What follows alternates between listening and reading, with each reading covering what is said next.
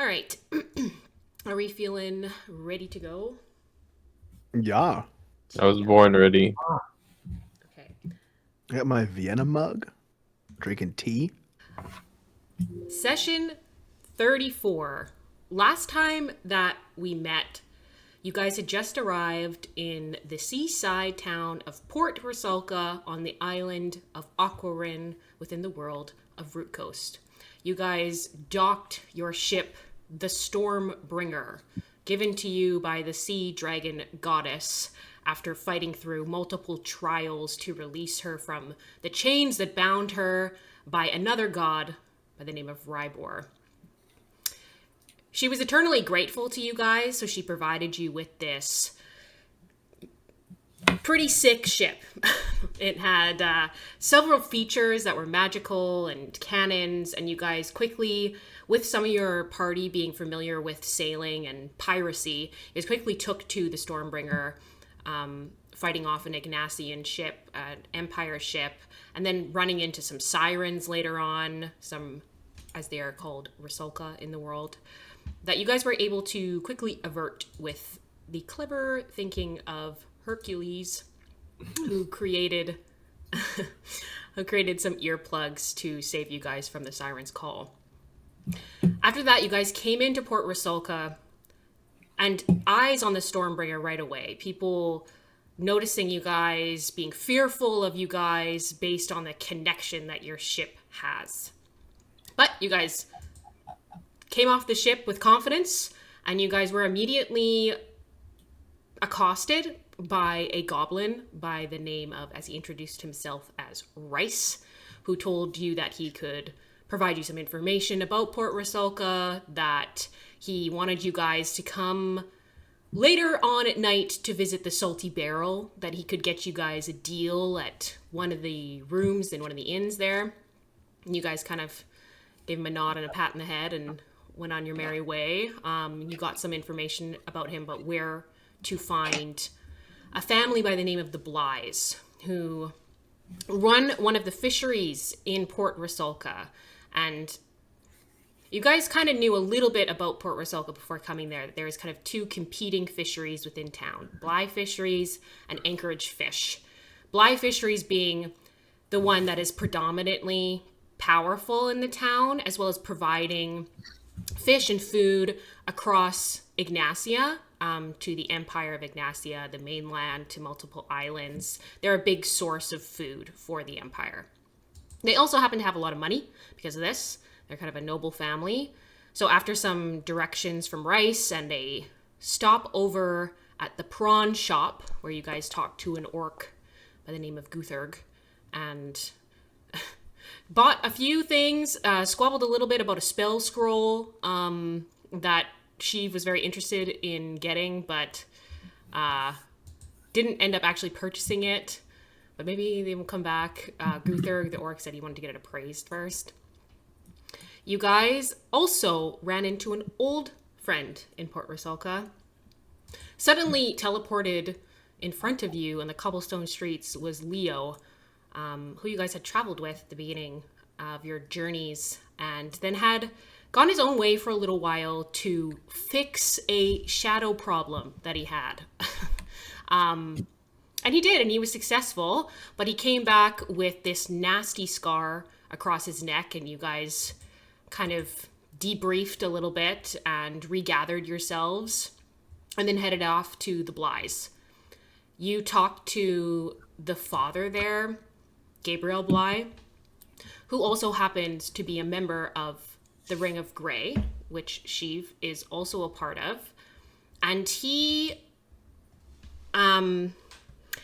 was, I guess you could describe him as being a bit pompous.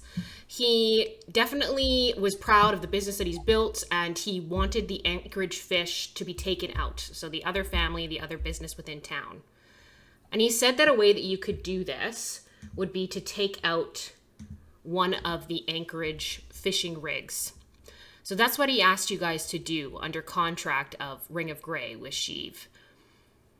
You guys were kind of uncertain about, first of all, him and the Blyes in general as a family, and then whether you wanted to involve yourselves in this type of business. So you went to go talk to the anchorages to see if you could get some more information about their business, if they would kind of deserve this type of treatment, or whether that really mattered at the end of the day. And you guys headed over to Anchorage Fish, where you met first a tattooed tiefling smoking hand-rolled cigarettes by the name of Garrett, who you knew to be the eldest son of the Anchorage family. And you also spoke to the mother, the boss, Shavine, another tiefling who runs Anchorage Fish. You guys had some conversations with them. You found out that Shavine didn't seem particularly as business-minded as someone like Gabriel. She said that she inherited the business from her husband after he was killed by Ignatians. Garrett and Shavine were unsure of your guys' intentions and if they really wanted to trust you guys. But you ended up getting some information out of them. Garrett advised that you talk to his brother, Ecrius. Shavine was interested in the idea of being bought out by the Blyes instead of, the more destructive route, which you guys didn't tell them about, of course. But there was a specific dollar amount, a specific gold amount that she had in mind, that she asked you guys that maybe if you could get Gabriel Bly to make another offer, that perhaps they would just sell the business. So you guys kind of had to decide, and you're still in this position where you kind of have to decide between the Anchorages and the Blyes, who to help, who not to help, or maybe not helping anybody and just moving on your merry way and keeping your nose out of this business.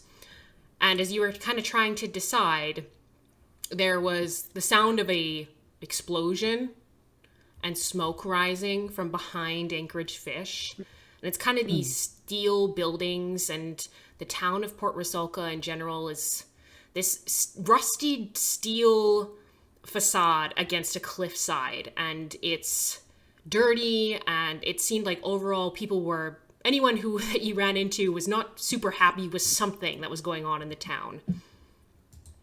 But that's where you guys are now. You're kind of in front of Anchorage Fish, and you guys have been having a little bit of a conversation, and there is this black smoke rising, probably about 200 feet behind Anchorage Fish, where there are multiple metal outbuildings and some wood as well. And one of them appears to be on fire, but I will have you guys all make perception checks.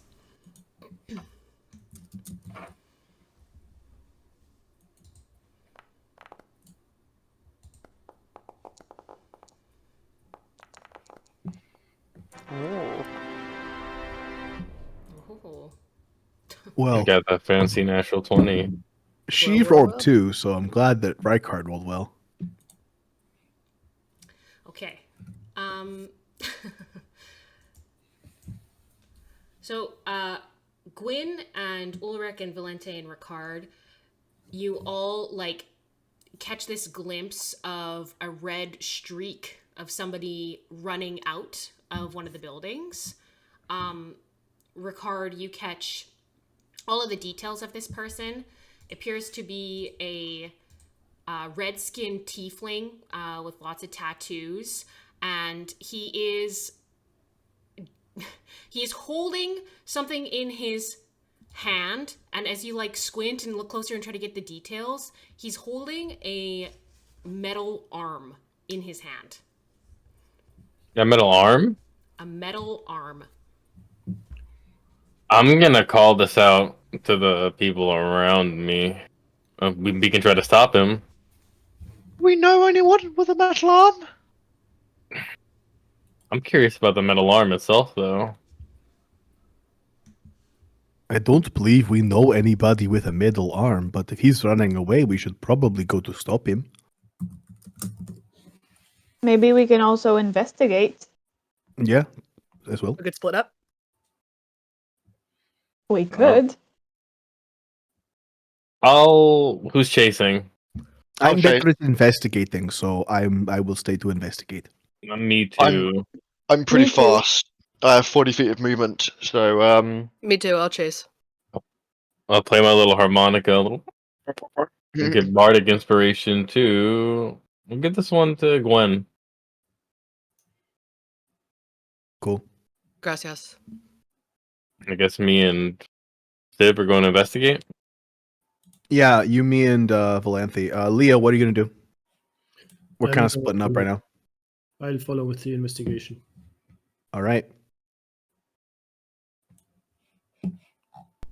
Ricard, Sheev, Leo, and Valente, you're going towards the building, and then Mhm. Ulrich and Gwyn, you're chasing after the tiefling.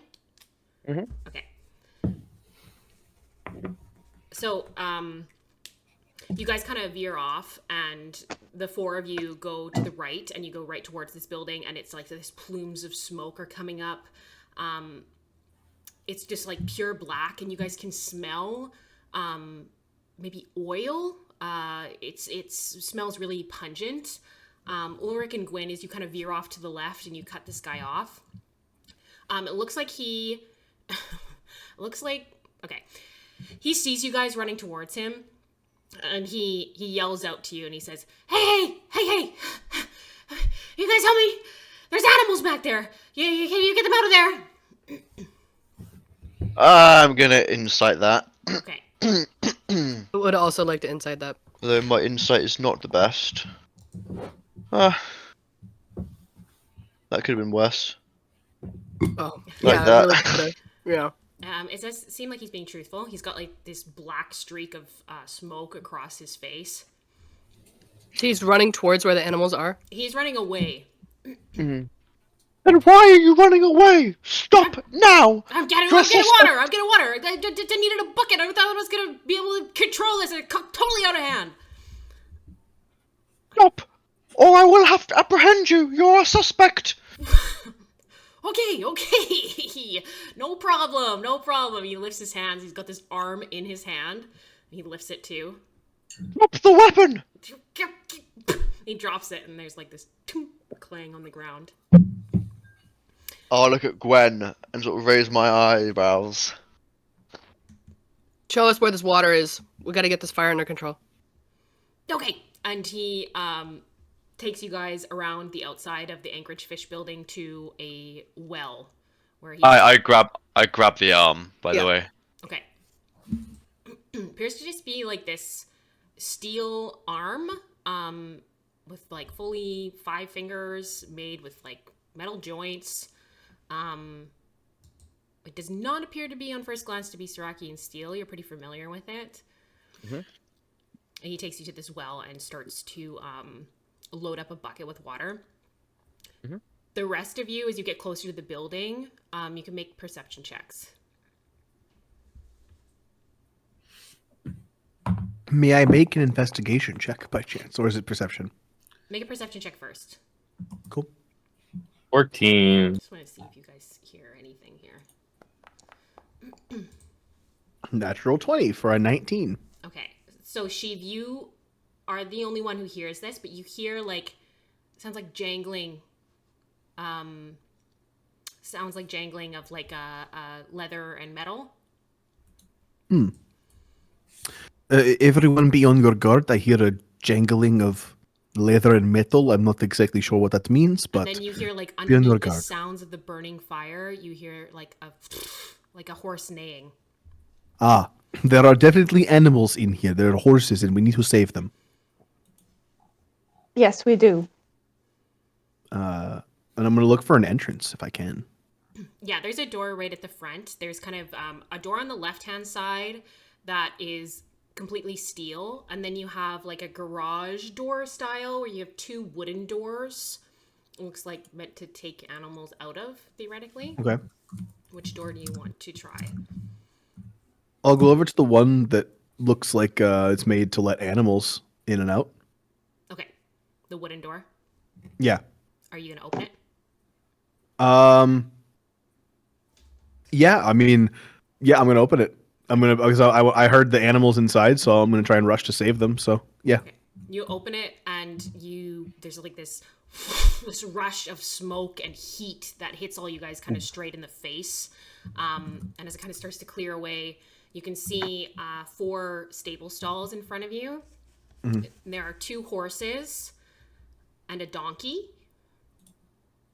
Oh. And then because All right. you rolled a natural 20, I can also you also hear like a whimpering coming from maybe farther back. All right. I'll look at because I have 4 people. It's me plus 3. So Yeah. I'll look at Rykard and Leo and go. Can you guys handle these 3? And I'll point towards the horses and the donkey. I hear something else whimpering deeper in. I'm gonna go a little bit deeper to take a look. I'll Hey, come with Valenti, you. would you come with me? I will. Wonderful. Sure. So the horses and the donkey, they're like behind stable doors. I guess I'll go through the doors, start opening them, trying to get them out of the building. Okay. Mm-hmm. All of you make Constitution saving throws. Is it about breathing? Yeah. I don't have to Oh. breathe. I also don't Oh, yeah, breathe. yeah. Let's Instead, you'll go. be fine. Okay, those who are breathing still, Valente and Leo, roll con saves. 11. Okay. Am I breathing still? You're an undead too, Leo, so just Valente. Valente's the only one who breathes. Yeah. Valente, you definitely feel the heaviness of the smoke as you and Sheev go a little bit further in. It's like kind of coming along the ceiling in the section that you're in, but it's heavy in here. It's black. It's burning hot. For those of you who are undead, you can still kind of like feel the smoke coming into your lungs, but it's not like it's just coming right back out. It's just like being recycled. But you guys do feel the heat, and you feel like the uncomfortableness of the smoke kind of just closing in around you. Ulrich and Gwyn, the tiefling in front of you, he like loads up a bucket and he says, okay, you guys get buckets too? Is there anything nearby? There are other buckets. You don't have the bag of holding, do you? No. Oh, that'd been cool. I will just grab a bucket. I have a tankard. Won't do much though. I'll grab a bucket as well. Grab a bucket, fill it up, and then keeping an eye on him, begin to run it back to where he said the animals were. Is he also running back to where the animals are with a bucket of water? Yeah. Okay, then I'll follow. I will actually. You know what? I'll look at Gwen. Give me your bucket. I'll run with both of these. You keep an eye on him, okay? If he tries anything, wing him. You heard it. And I'll grab both and just start dashing back as fast as I can. Okay. You guys are able to quickly like close the gap between the well and the burning building. Their tiefling quickly goes around to the back of the building and tosses this bucket onto the back of the building. And Gwen, you're like staying with him and watching him. Make an insight check. Okay.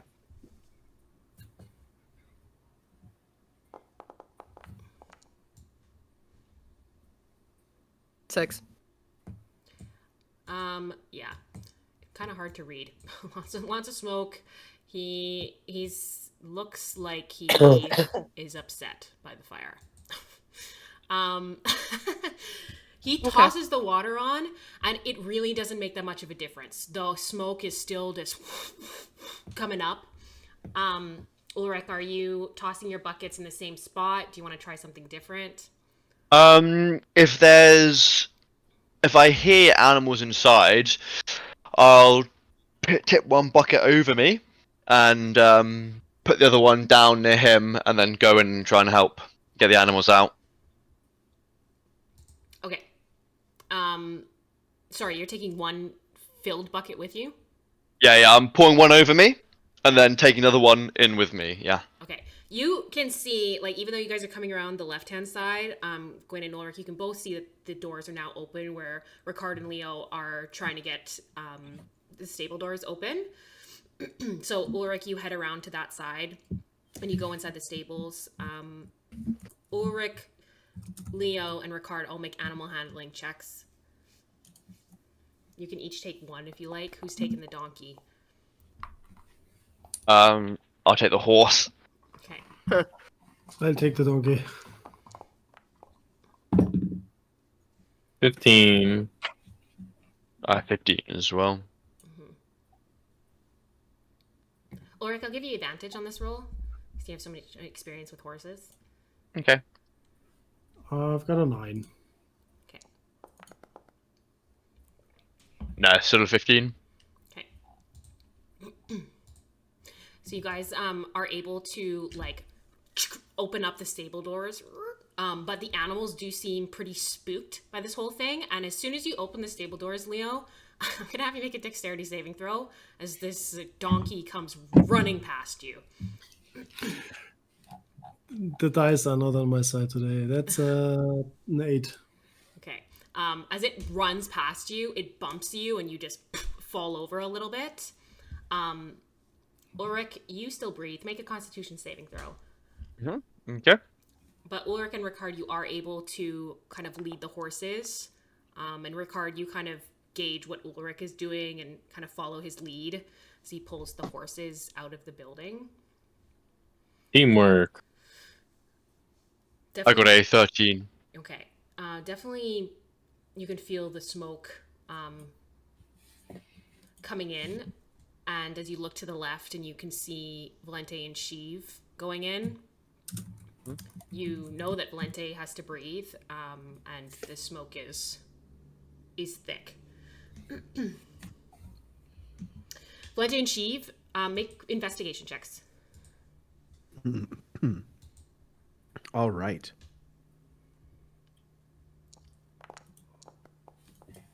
22. 6.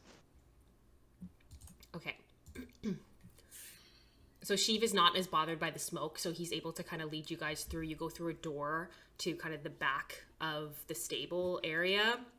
And in this area, it is like completely on fire. It's a little bit of what looks like it was once a workshop, but it's completely in flames. There's like a table that once had some tools on it, and then a figure, a metal figure at the back that is missing one arm, that is completely made of metal and metal joints, and has this face that is currently melting within this fire. And underneath behind one of these burning tables, burning stools, and everything's on fire in here pretty much, you see a dog covered in soot, crying. Oh. It's kind of a white, scrappy-looking thing. It definitely doesn't look like it's ever been groomed. Oh boy.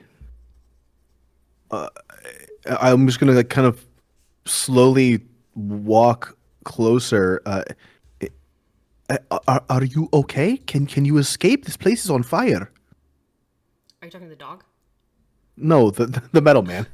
Oh, the metal man is the metal man is not doesn't look sentient. It's burning. It's literally melting to the ground in front of you. It doesn't look sentient. Oh, okay. Yeah.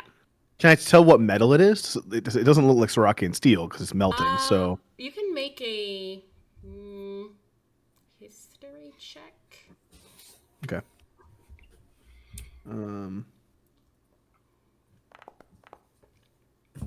That's only a 15. It's not great.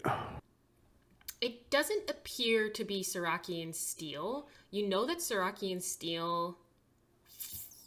Valente, you can roll a history check too. Okay. That's much better. 21. Yeah, Valente, you think back to like way back at the beginning when you were traveling with that other elf. I forget his name. But you're like first session 0 where you discovered the properties of Sarakian steel. You know that it's immune to heat metal, so theoretically it would not melt like this.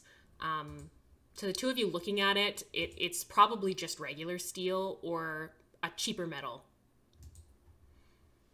And like the man itself, it's not like a perfectly formed figure. There's like some loose joints, like some things that look like they're not quite put together properly or put together by scraps type of thing. That is so interesting. All right. I am going to go. So can I get to the dog, or is it like underneath something? Like I can get to it You're though. gonna have to move some stuff to get to him, but you can. Okay. Can I? Is he like covered, or is it I have to get around things? You have to get around some furniture. There's like a burning I- stool and a burning table Okay. kind of right in front of him, and he's cowered into one of the corners. Can I hover over top of them? Because I do have a fly speed as a ghost. Can I fly over these objects or no? Yeah, yeah. Cool. Then I'm going to look at Valanthe and I'm going to go, I will get the dog. I don't know what to do about this metal thing. It doesn't look to be sentient, but I don't know. Maybe I can try something with water. Can I Alright. try and cast shape water to kind of move the flames away or douse the flames? Yeah. If I see water anywhere? Yeah, you're gonna Ulrich's need bucket is- water, so you can ask Ulrich to use his bucket. Yes, go for Ah. it. Do what you need to do. Thank you. And I'll focus my energy into making this ball of water and try to move it around the area where the man is and bring his temperature down. Okay. Yeah. You are able to successfully like bring some water into the area that you're in and just concentrating and drop it on this thing. And it does put out the fire on the thing itself. Its face kind of gets stuck in this half melted form as you hit it with the water. But you do know that if it's to stay in here, it's gonna burn again for sure because everything else around it is on fire. But you're able to put out the fire on it.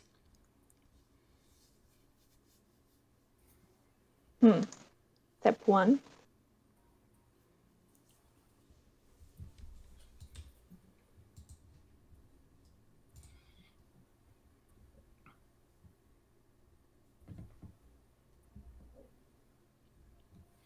How are we handling with the animals while this is going on?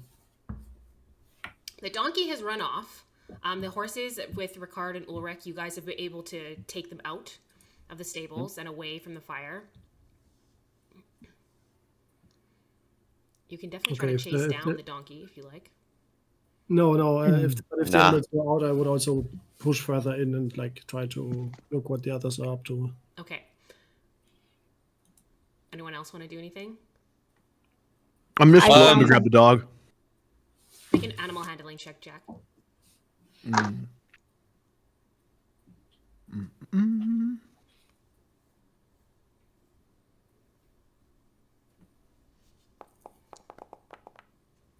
Hey, that's a natural 20 for a 19. Okay. You It's making up for the bad rolls last session, so. There is another door as well, like to the left, like the man door, that the dog is kind of hidden, cowering against. As you kind of fly over the burning furniture in front of it, and you skim across like the black smoke that's on the ceiling. You can feel like the heaviness of it. And you come down. This dog just immediately like runs towards you and jumps into your arms. Hey, little guy, it's okay. I got like got that We're gonna anxious get out of breathing. this. That dogs do. They like panic Yeah. crazy when they're really anxious. Yeah, I'm gonna pick him up and float out. You said there's another door over here? Yeah, there's a man door like right next to where you picked up the dog. Cool. It's not on fire or anything, is it? No. Okay. Cool. I am gonna I am going to try to open this door just to get out as quickly as possible. Okay.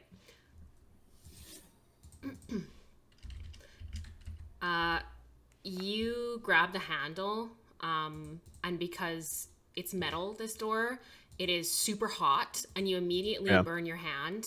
You're going to take 2 points of fire damage. Aye, but it's worth it. I'll take it, and then do I get the door open? Yeah. Wonderful. And then I will float out with the dog.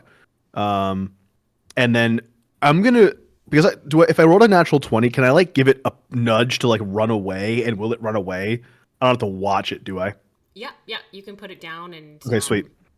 I'm gonna put it down, give it a little nudge, and then I'm gonna go back inside to see if Valantha needs any help with anything. Like as you put it down, it like licks at your hands and then like runs. Give it a little away. kiss on the forehead, just like, and then let it go. It runs like away, but not away. It like sits and like is watching what's happening and still kind of. But it's not in danger, is it? No, it's far enough away from the fire. All right, wonderful, good. While I'm in the general area, can I look in the sort of the barn or the where the horses were kept for a saddle of any kind? Yeah, there are saddles and there are like other horse equipment at the back of the stable area. Mm-hmm.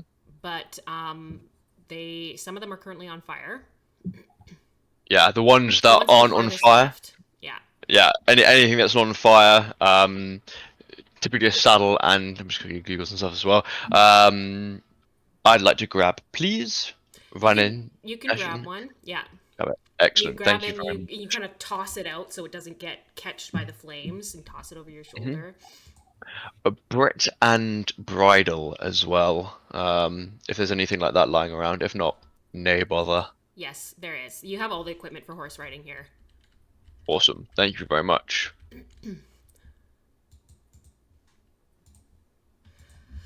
Okay. Gwyn, you're kind of standing at the back of this building with the tiefling, and he hears the door open at the front and the dog run out, and he kind of runs back around to the front of the building. And he says, "Oh, thank God. Okay, you get the guy out? The metal guy. He's in there. Can you get him out?" Oh, guy. The guy. My project. It's, can we get him out of there? I just like, this is weeks and months of work gone to shit. Can I see the metal guy from where I'm standing? Or like through the doors? Yeah. Can I hear this? Yeah, you guys can all hear this from where you are. He's not talking quietly, and you can see through to the door where Valente has just put out the fire on this guy.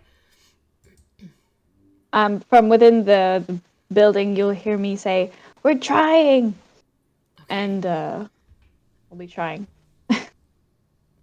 Yeah, I'm gonna join Valente, and I'd I like- would have used my Eldritch Sight to see if there's anything like magical in the area, in the rooms, or in that room specifically as appear in there.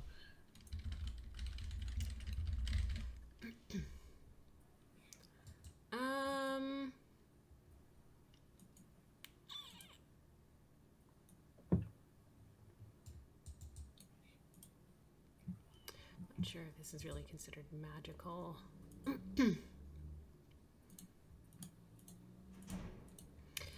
It is really kind of difficult to make out what is magical and what isn't within this space. It does seem like there's some magical tools that are on fire on the table. And as you like look over to this man or this metal man, it does not appear to be magical. Valente, are you trying to take it out? I'd like to try to see if my unseen servant could lift it and shove it or push it or move it towards the outside. Okay. Okay, so you're casting Unseen Servant and gonna see if they can do this for you? Yes. Because I don't think I could handle it. It was just melting, so. Okay.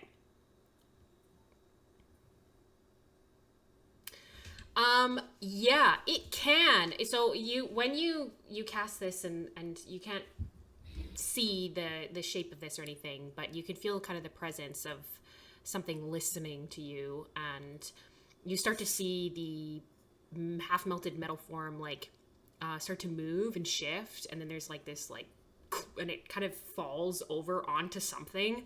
It seems like the Unseen Servant is trying to drag it. It seems like it's quite heavy though, and it's kind of struggling. It's going to take maybe a few minutes for it to get it out. I'm gonna help. I'm gonna cast armor of Agathis on myself, and my body is covered in this these seashells and ice again, as a sort of protective layer against the heat. And then I'm gonna take one arm and put it under the body as well, under the shoulder, to aid the unseen servant in dragging. Okay. Yeah, the armor of Agathis is gonna go off because you're gonna take some damage as you grab this thing.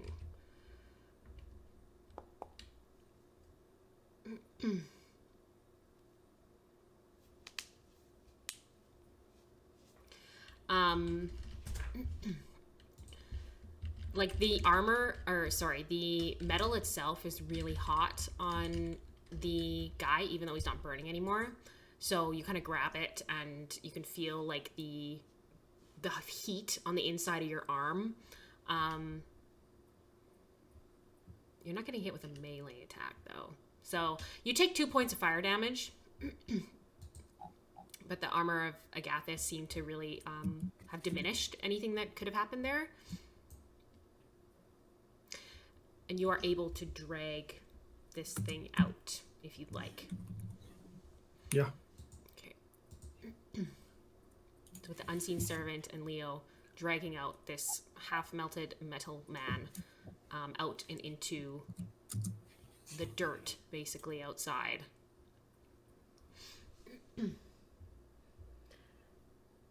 You guys successfully evacuated the stables. The fire is still burning. What do you guys want to do? To the tiefling who had the metal arm and ask, Acrius? How do you know that? How do you know my name? I'm gonna turn to the rest of the party. We've been talking with your family for a little while now, and they mentioned something about you. Oh, I bet they did. I hope it was all good stuff. Not all. Did you start the fire with your magical tinkering? Oh, I mean, what is start, really? I mean, I was always doing stuff back there, and sometimes things just go wrong, you know how it is? I'm gonna slap him round the face with an Whoa, whoa, unarmed. whoa. Okay. Make an attack roll.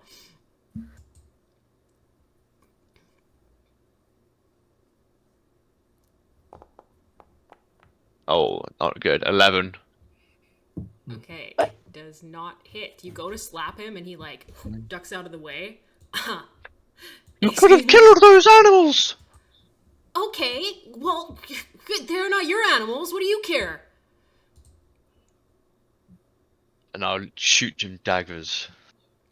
Acrius, Ulrich I'd is- advise you to shut up Wasn't just on this matter. purpose. Jesus, this guy. What are you, a cop? What do you work for the Empire?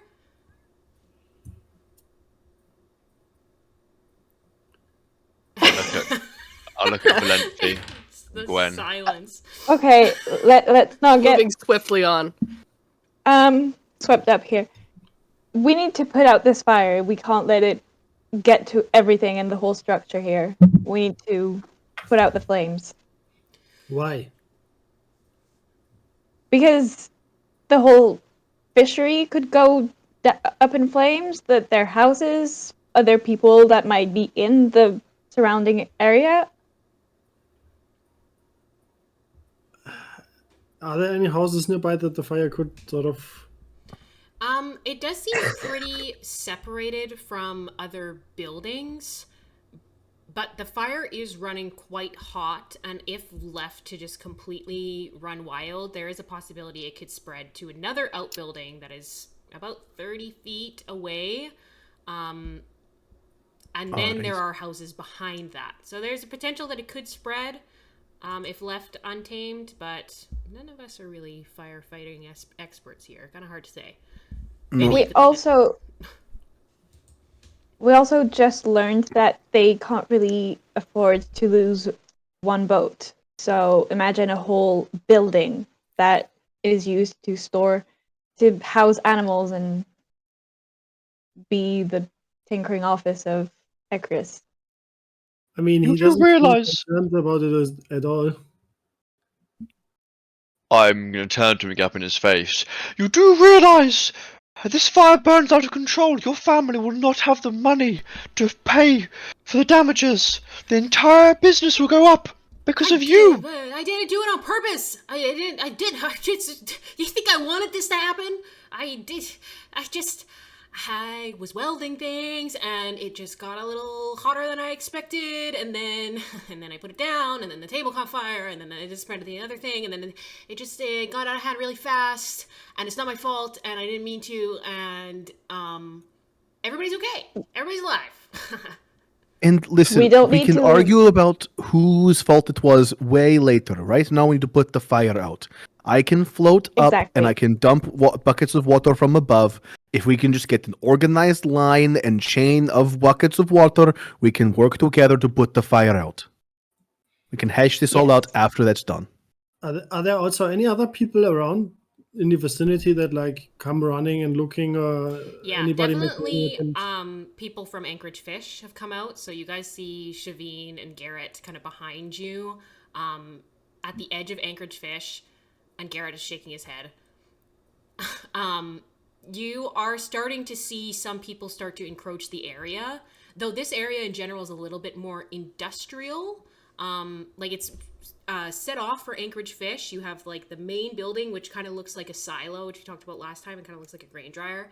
And then behind that, you have the stables, the outbuilding that was burning, and then another building at the back, which you don't exactly know what that's for. But then behind that, there's a residential area, and you're starting to see some like folk kind of come out from their houses, drawn by the smoke, and just seeing what's going on, but they're not coming super close. I'm gonna bring the group in.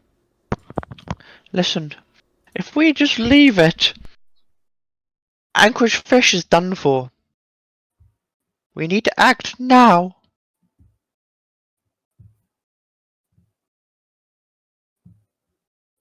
If we don't, we just leave it, and it burns down a block, 2 blocks. Anchorage Fish is no more fried. And then where are the animals going to sleep, Ulrich? What happens with the horses? I'm not saying we leave it. I'm saying we need to do something about it. Yes, we need to do this now. All right, Acreus, Yes. get over here. I take out some stones from a pouch by my side. I take one in my palm. I smack it on his chest. I do the same with Ulrich, and I do the same with Sheaf. And the stone sort of flattens against your chest and then spreads out to your arms, where it sort of covers your arms in these stone rings, and you can feel yourself like swelling up, growing stronger. I'm gonna enhance ability on all 3 of those Ooh, and give them strength so they can carry stuff. sick. I hate to break it to you, but I have a -3 to my strength, so this isn't really going. You talked about flying up and like tossing water. Yeah, I'll dump. Yeah, basically just dump stuff from above. Yeah, that's the plan. That increases your carrying capacity. So I Right. appreciate that. Shiv, Valenthe, Ricard, if you can conjure up water, wind, rain, do it now. The rest of us, let's form a chain and get buckets over here now. As I say to the growing crowd around. I'm gonna Okay. groan and get in line. DM question for you. I don't have any water abilities. I do have ice abilities. And in the description of the spell, it says that there's an ice formations that form on things hit by it. What spell? Is Rhymes Binding Ice. It's usually made. It's a 30-foot cone. So I'm wondering if I can just fly up and then just cone downwards and knock a bunch of the fire out. You can certainly try. I would like to do that. And I understand that this may be destructive, but it'll put the fire out, and I'm okay with that. So I will just yell at everybody first. Everyone, back up just a little bit for now. I'm going to try a big thing first before we do small water effects. And I would like to float up, and this has no verbal component. I had some cool verbal stuff built out, but I will basically just pull a small vial out of my like little folds of my ghostly robe, dump a little water out, and as I'm like kind of vertical in the air, I'll just like push through it, and a big cone of ice just pushes out and goes downward over top of basically the biggest. Not the biggest. Like if I can find an area that's roughly 30 feet cone shaped, like of that's on fire, I'll try and do that. I'll try to be as effective as possible with that ice. Yeah, the building itself is probably only about a total of 15, 18 feet in length. Okay, sick. Put in a spell in the chat for me, please. Oh, you did. I did. Sorry, I can't. This stupid thing. I hate that it puts the the cone on there.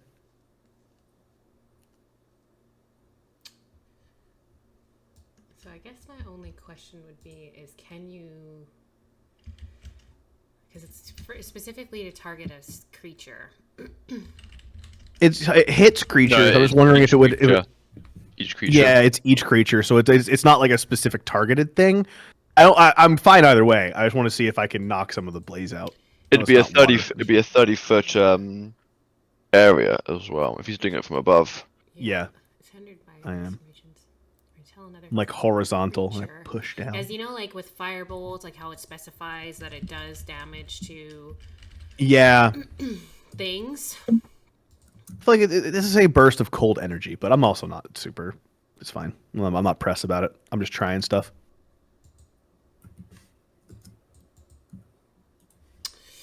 Okay. So you kind of fly up. Roll your 3d8. Okay.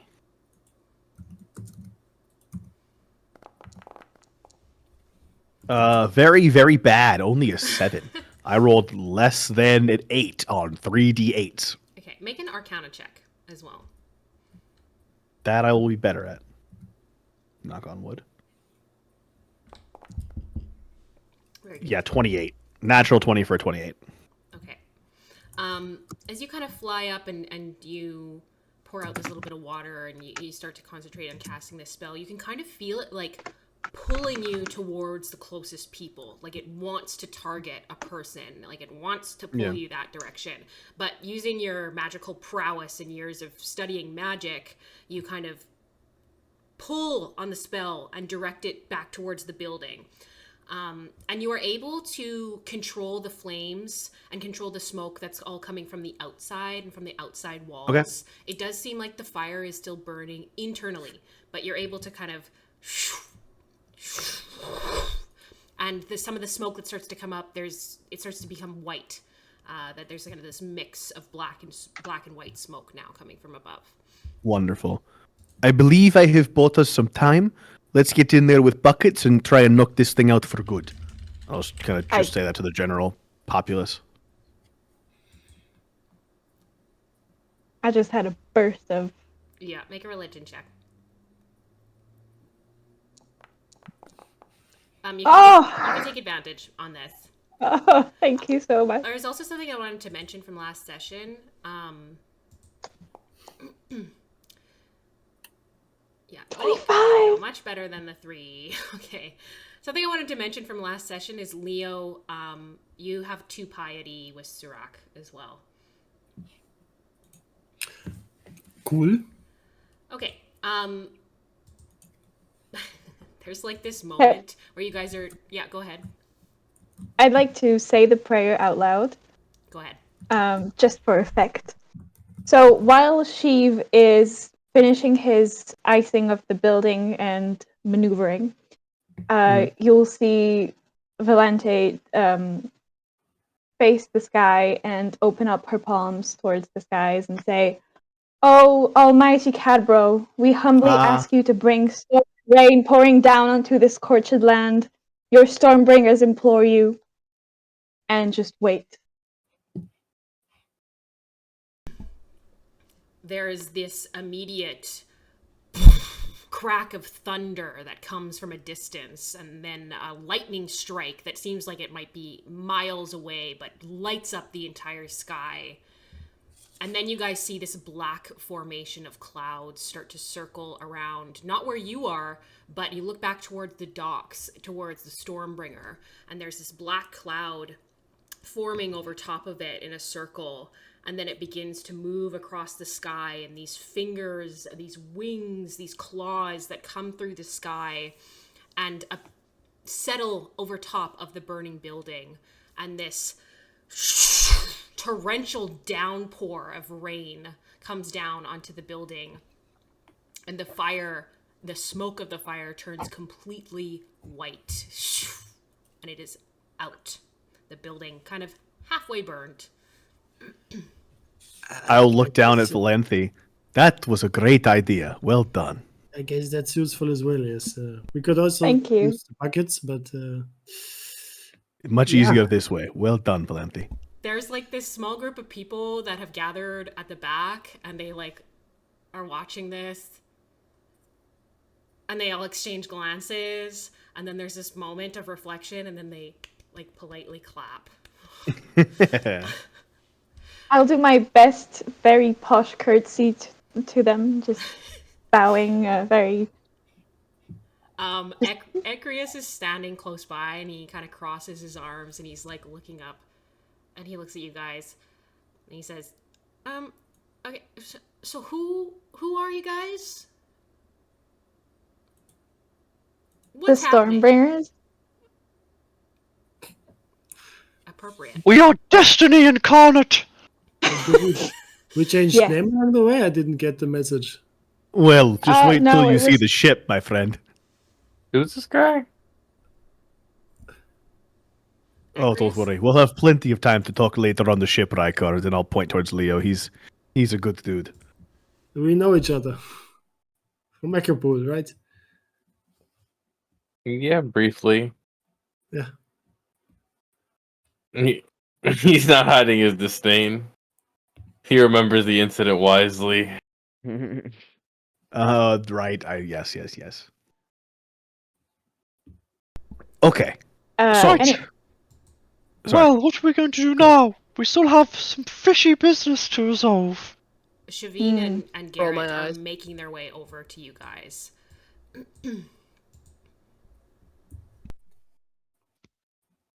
I'm just gonna look at Ecrius. It would be best if you explained this to them, and then we deal with the fallout from there.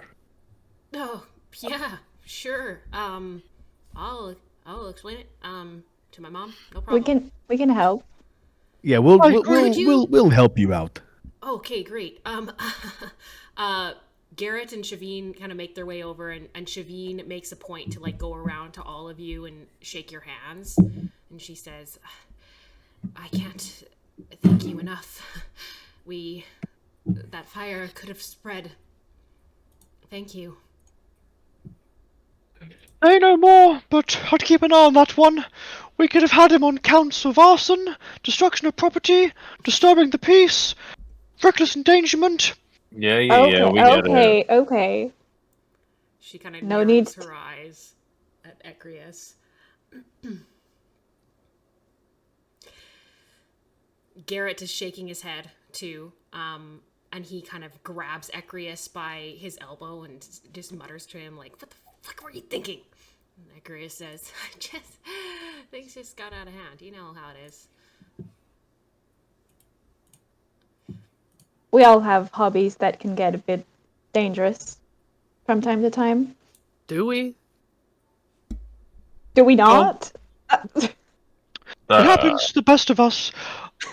I will be taking this horse, though, to check if it has smoke in its lungs. Shavine says, "Yes, take the horse. Whatever you need, it's on us."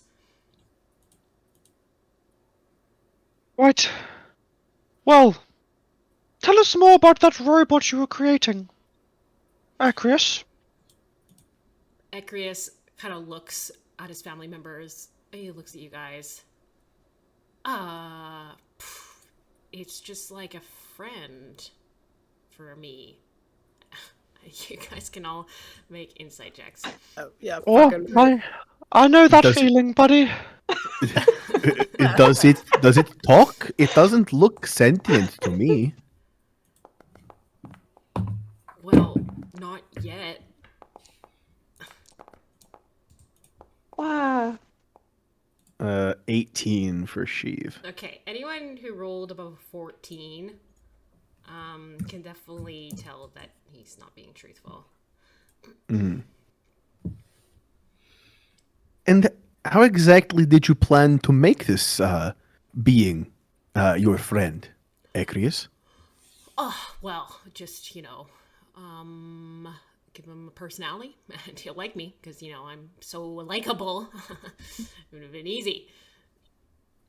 Right, absolutely. But I'm talking on a more mechanical level, like a personality, make him like you. That's all fine and good. But what exactly are you going to magically enchant him? Were you going to, I don't know, build up extra mechanical devices? What was your technical game plan here?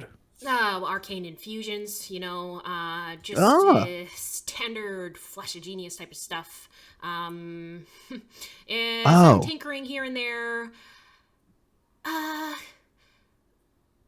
Yeah. I mean, it's You complex. fancy I'm not yourself- sure how much you guys know about artificing.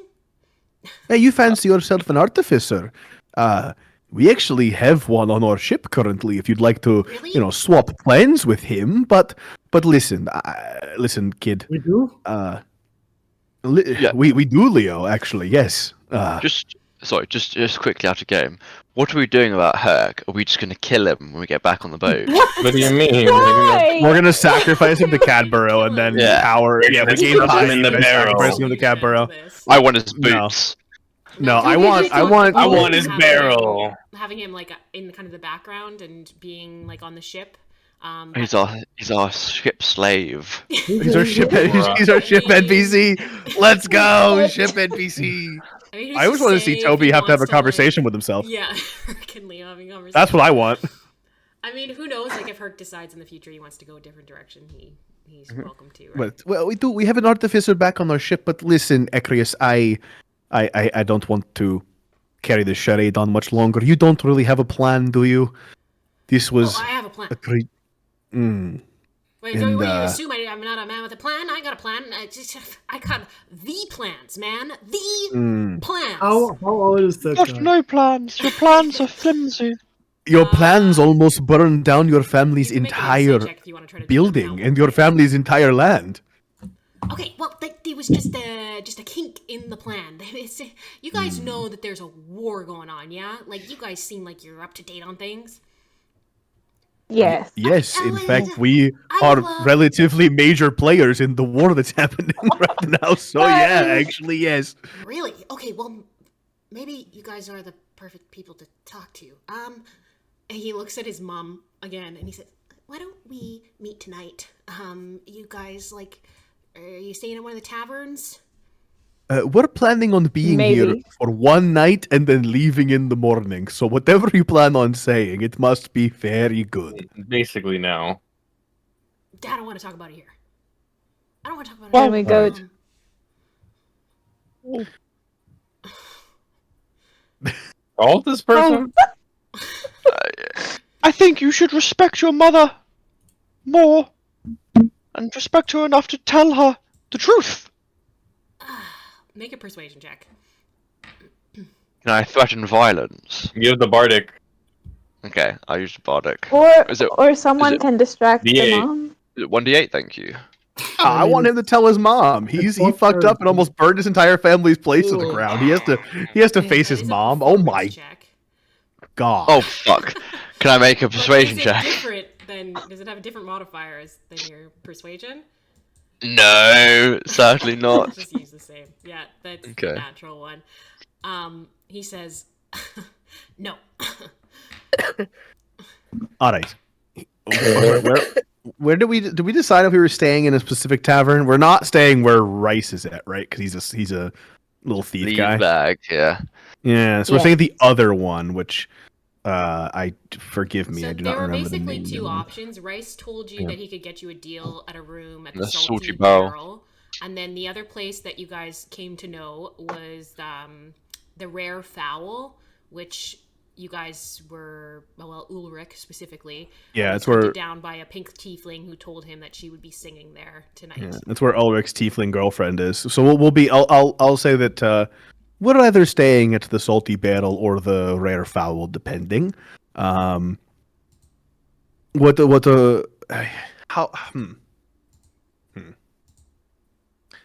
How about this? We will find you and bring you to where we're staying, and we'll have this conversation later.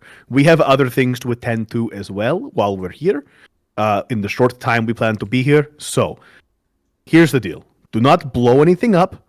Don't make any more experiments. Don't light anything on fire for the next few hours, and then we'll have a conversation, and then we can go from there. Sound good?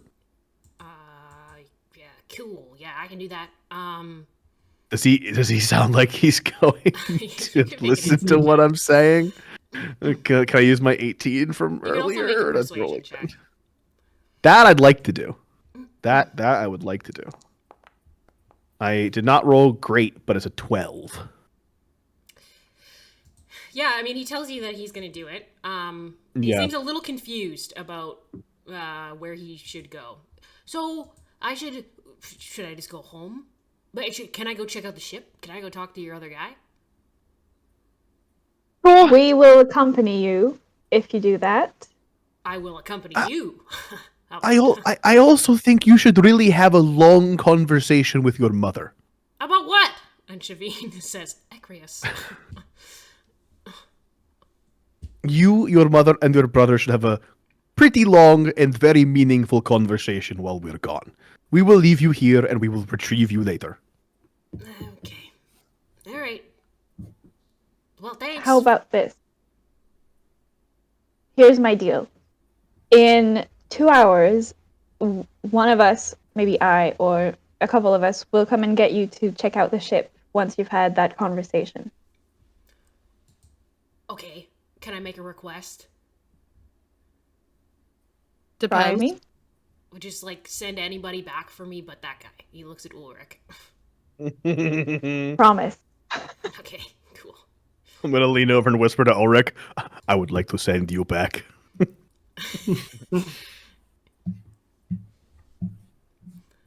For anyone who has a passive insight above 12, you can definitely tell that Ecrius seems frightened of Ulrich. It's not just he seems scared of him. Good.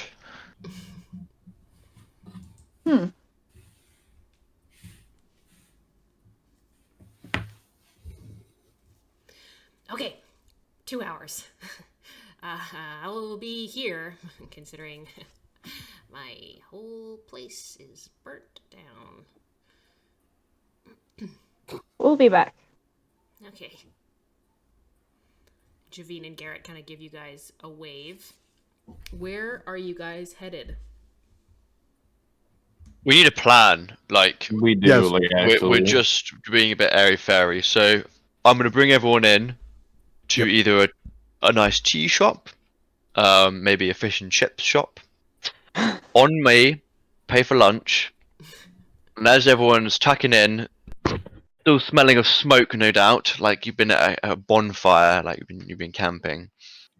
And I've got my horse tied up outside.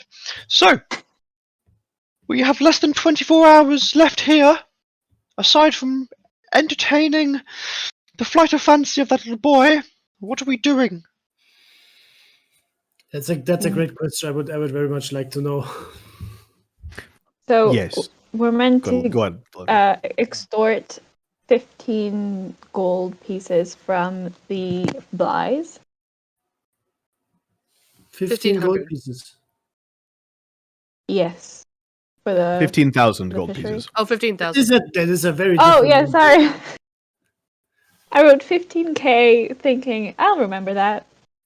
Yes, and we are going to try to take that money from them, from the Blyes, and give them control of the the fishery, and we will take a bit off the top for our own funds and give 10,000 to the tieflings, and that is the plan for that. We also have to go back to the store because I have a thing I want to do to get Valanthi and myself another spell. So we need to talk to the Gulrach, I believe is his name, the orc from there. Other than that, we don't have much else to do in this town, unless anybody else has anything they want to do. But I get the feeling that we want to get in, get out, and get going. Maybe Ulrich does. Yes, Ulrich, are you planning on spending the night with that woman? No, it didn't cross my mind. All right. That's sorted. Are we going to stay there, or are we going to stay at the place where the thief is? I say we go to the thief, and we give him a piece of our mind. He should not be Right. allowed to steal scot-free. I say we kill him.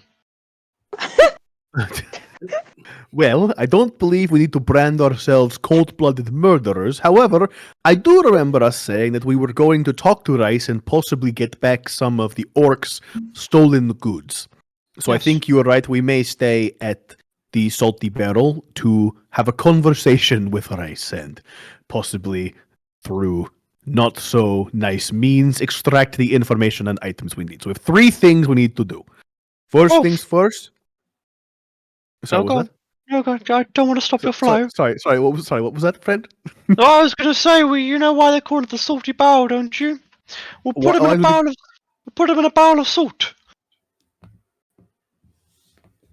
Sheev thinks for a second, ponders it. Interesting. We could put him in a barrel of salt. That way he wouldn't be able to breathe. He'd be breathing in pure salt. That would be terrifying and painful. Anyway, breathing's terrifying. You know I don't have to breathe. Do you have to breathe? And I'll point at Leo. Do you have to breathe? I'm figuring things out at the moment. Okay. Listen, I'm also very new to being undead. It is quite a ride. I don't like it very much, but not having to breathe is pretty cool. But anyway, back to focus. We need to get You're going, right? like full on ghosty. That's very different from my. Oh, is it now? Are we drawing distinctions? All right, okay, I see how it is. I'll just nudge Rykard. Yeah, he's trying to be judgmental about being undead, this guy. He's only been there for like 5 minutes and he's already judging. Unbelievable. Anyway, so, back to the shop to talk to the orc, over to the Blyes to extort them for lots of money, and then down to the Salty Barrel to extort more money but give it back to the orc guy. In that order, bing, bang, boom, out of here tomorrow, 1 day, in, out, easy. Let's do Oh, it. cool. Okay, sure. And then Leo, when we're back on the ship, we will have a conversation and let you know what's been going on, because I understand this is pretty high intensity for you. Just high confusion. Let's keep it at that. But All right, let's go to the pawn shop. You guys going to the prawn shop? Yeah. Okay. yeah. As well, Shiv, if you get get some time at some point, do you mind identifying my sword? I believe it'd be blessed by Surak himself. Also, I only just now put Surakian steel and Surak together. That sounds quite interesting. I wonder how Ignatius did it. And listen, listen, Ulrich, I don't want to take credit for this. However, I may have influenced your fate a little bit in regards to getting that steel sword. Oh, So- I don't doubt it. Well, when I swing the sword, it will be in your honor. And I appreciate that. I love hearing how people will do death and destruction for me. I'm preparing for godhood. That's a joke. Anyway, have you guys, did I get that wrong? Did you guys align with Zurich now? I thought you were with Cadboro, and then also Valente was with the. I don't want to talk about. We're cool with Cadboro. I wouldn't say we're aligned with anyone per se. We just have, I would say we're not committed. We're aligned. We're multi-god curious at this point.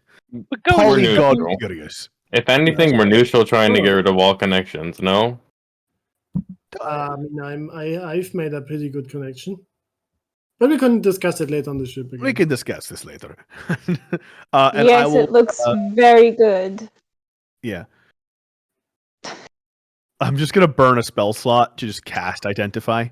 I'm not going to worry about the spell slot, so I'm going to see the properties of the sword that my friend now has. And I'm just going to kind of wave my hand across the blade, and I'm going to cast the spell. Tell me what it is, and I will cast Identify. You have a pearl. We talked about it, You yes, used because I Somebody kind of else's have pearl Hercs. last time, right? I used Hercs, and I still have Hercs. I'll give it back to Herc when we get back to the ship. Okay. Or because he's an NPC, I'll take it. Rob the NPC for loot, because I'm a loot goblin. He's I defenseless. won't do that. I won't do that. That's not very nice. Okay. So you're able to identify the sword as a great sword. Heavy, two-handed. Definitely the blade looks in way better shape now. It was rusted before. You also identify that with the prayer to Surak, it appears to have it has a feature. Ooh, a feature. Yeah. Feature. Goody. Use messages to me so I can decide how I want to dole out this information, because I think that's fun. Feature just dropped. Feature. Feature. I hardly know her. Let's go. He never misses. Honestly, he never misses. Well, interesting. Man, that nat 20 was worth it. Damn. Yeah. So Okay. this is like it's clear to you, like when you're casting Identify, that this is like a Surak infusion type of thing, or a Surak piety thing. I will send I'll just whisper to Ulrich just for the suspense. I pasted it to Ulrich, so he has this now. But yeah, it's fun. That's a fun little doozy in there, my friend. You should use that wisely. Are you trying to But- hide this for the rest of us? Yeah, but not in like a. I'm not trying to like sneak it. I'm just gonna be like, hey Ulrich, this is what you have here, and I'm just gonna like give him a little nudge, wink and a nudge. +4. Yeah. It's +4. It's a greatsword. +4 sword. It's cursed. He has to give up half his hit die, but he does 8,000 d8 damage. It's pretty sick, actually. No, it's a cool ability. You'll see it. It's a cool soon. ability. You will see it very soon. I want to keep it a surprise for everybody, so it's cool. But and is it now Sarakian steel, or is it just upgraded regular steel? It's not Sarakian steel. Okay, I will let him know that as well. It is not Sarakian steel, but it does have a nice little feature added to it, and it looks nicer. I trust you'll take care of it. Thank you. Pretty Absolutely. It is pretty cool. And yeah. Okay. Anyone else want to do anything in Scrappy's Fish before you guys take a jaunt over to the prawn shop? Yeah, I want to take a short rest. Okay. Yeah, you guys can take a short rest while you guys are eating and Ooh. discussing. Ooh, did somebody say short rest? All And, right. the food is actually very good. It definitely tastes super like oily, greasy, not good for you. But the fried fish and potatoes on the side, it's like quite delicious. You know, I was walking through like caves for the last, I don't know, couple of days. This is fantastic. So he can taste. I'm going to recover a 3rd level spell slot, DM. I'm Via going my- to recover 2 4th level spell slots. Yeah, warlock.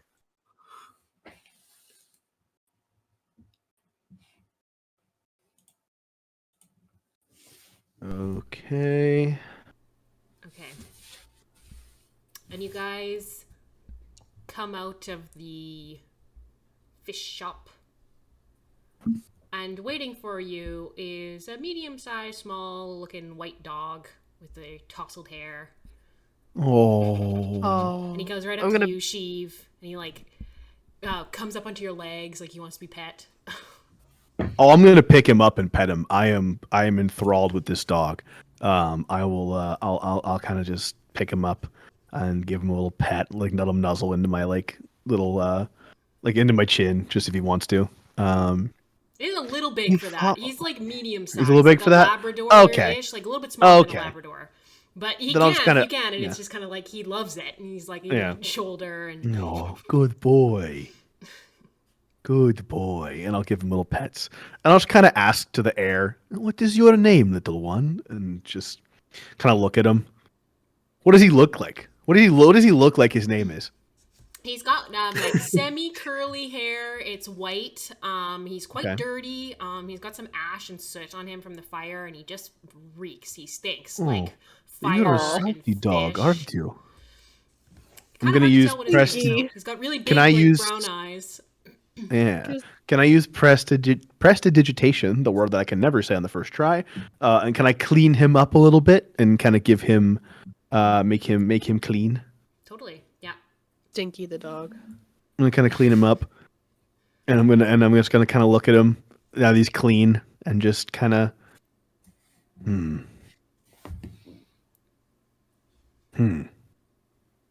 Okay. And I'll just keep petting him. Okay. He definitely seems like he's like attached to you, Chief. I know. I know. I'm debating how to You rolled a natural how 20. to proceed. I know. I'm debating how to proceed from here. How old does he look? Kind of hard to tell. You can roll an animal handling check to see if you can kind of determine. All right. Can lightning strike twice? Let's see. Let's see. I love this dog already.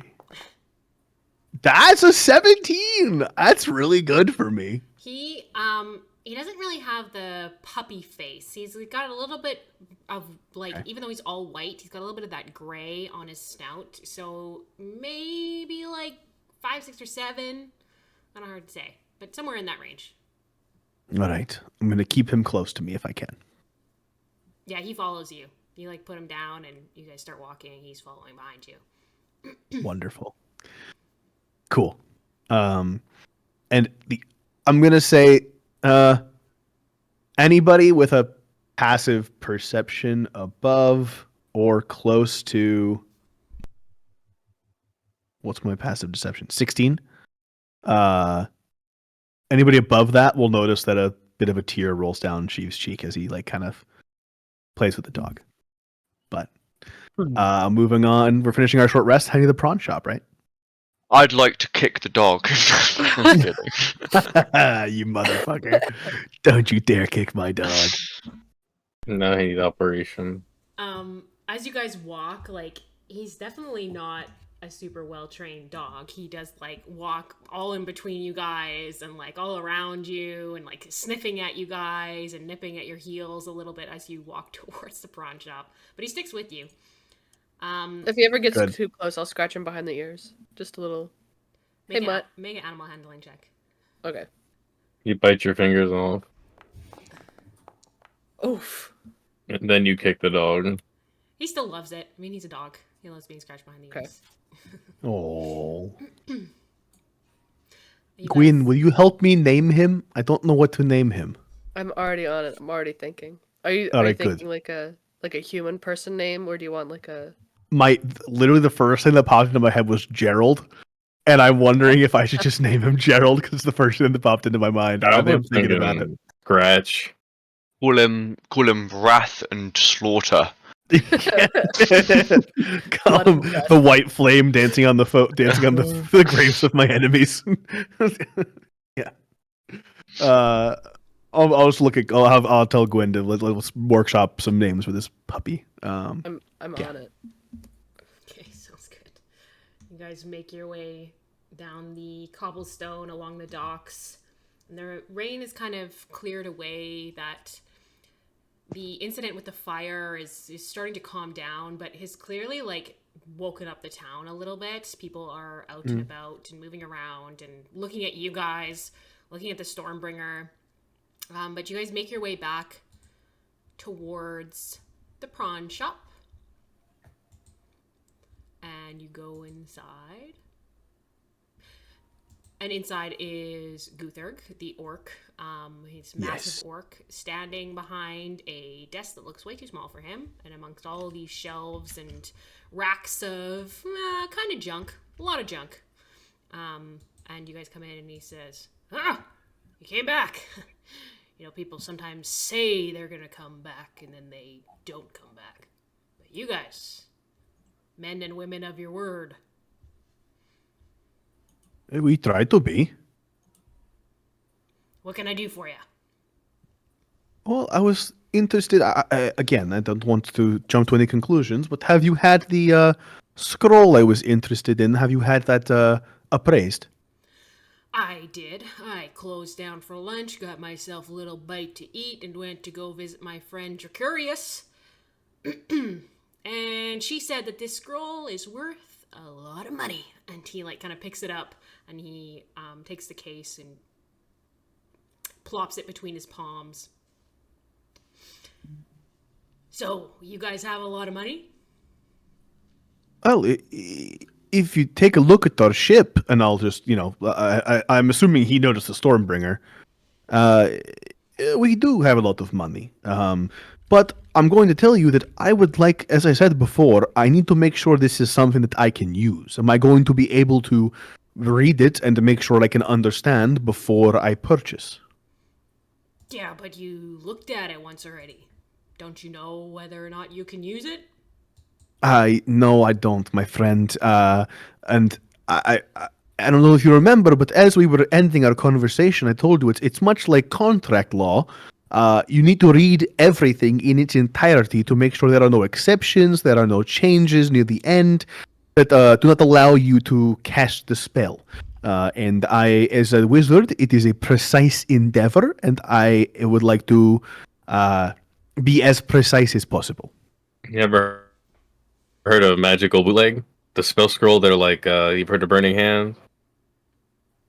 Are you talking to Gutherg? Yeah.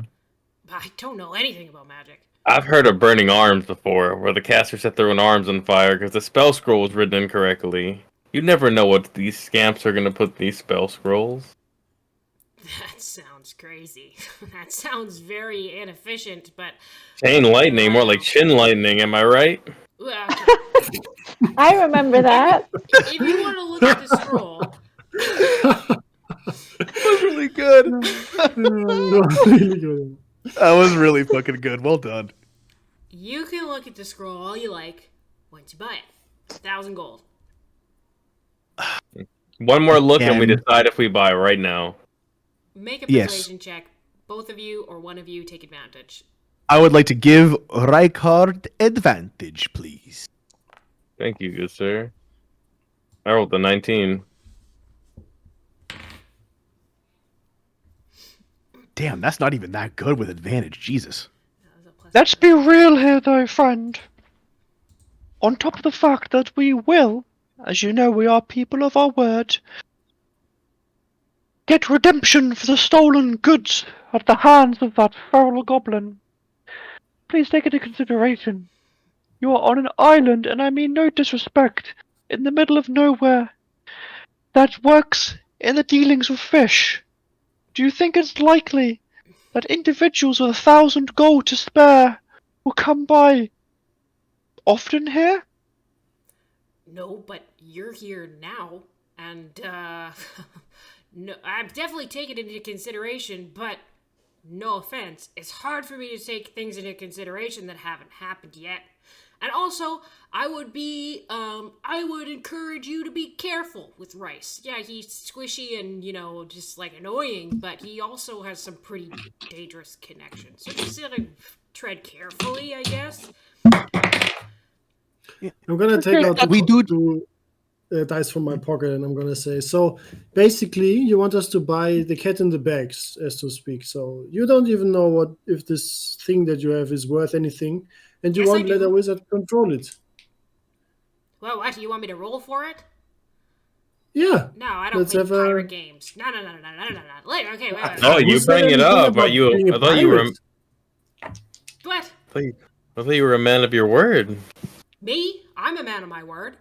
What? But you just said roll for it, and he wanted to roll for it, and you just changed your mind. You backpedaled. That doesn't sound very. That's not what was said.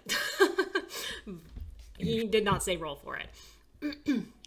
What he does say, though, he says, he looks at you, Sheev, and he says, okay, look, you really want to look at it, which is making me, like, more suspicious of why you want to look at it so bad without buying it.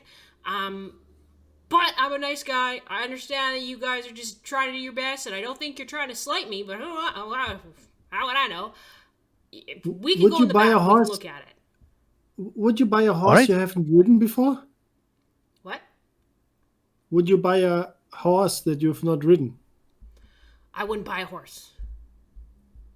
Oh, okay. All right, listen, everybody. I appreciate this. If you will give me a moment, I will go with my friend here, who we're trying to do honorable business with, and we'll be right back. Won't take very long. All right, we will be right back. He like gestures for you to follow him, and he goes behind I will follow him. this curtain, where he takes you into a room that doubles as storage for this place and also his own personal dwelling, it seems. There's like a little cot in the corner with a wood stove and a kettle. And then there's lots of junk around, like crates and barrels and stuff. And he clears away a small table. He like pushes some junk aside. He's like, well, this is such a big frickin' deal, you guys. To show you this stupid writings on stupid paper. And he starts to unroll the spell scroll. The second he starts unrolling it, I am going to start reading where I left off, and just start looking like I'm genuinely reading the entire thing, if I can. He's So going you're, like, you're trying to memorize it, right? Yeah, because I got part of the way through last time, correct or no? But you read part of it. But you weren't really Okay. committing it to memory last time you saw it. This time you can try to commit it to memory. I would like to try to commit to memory. Because you have keen mind. Roll an intelligence check I do. with advantage. Awesome. Okay, intelligence with advantage. Just straight intelligence? let's go. All right. Believe in yourself. That is Young a Steve. 21. Yeah.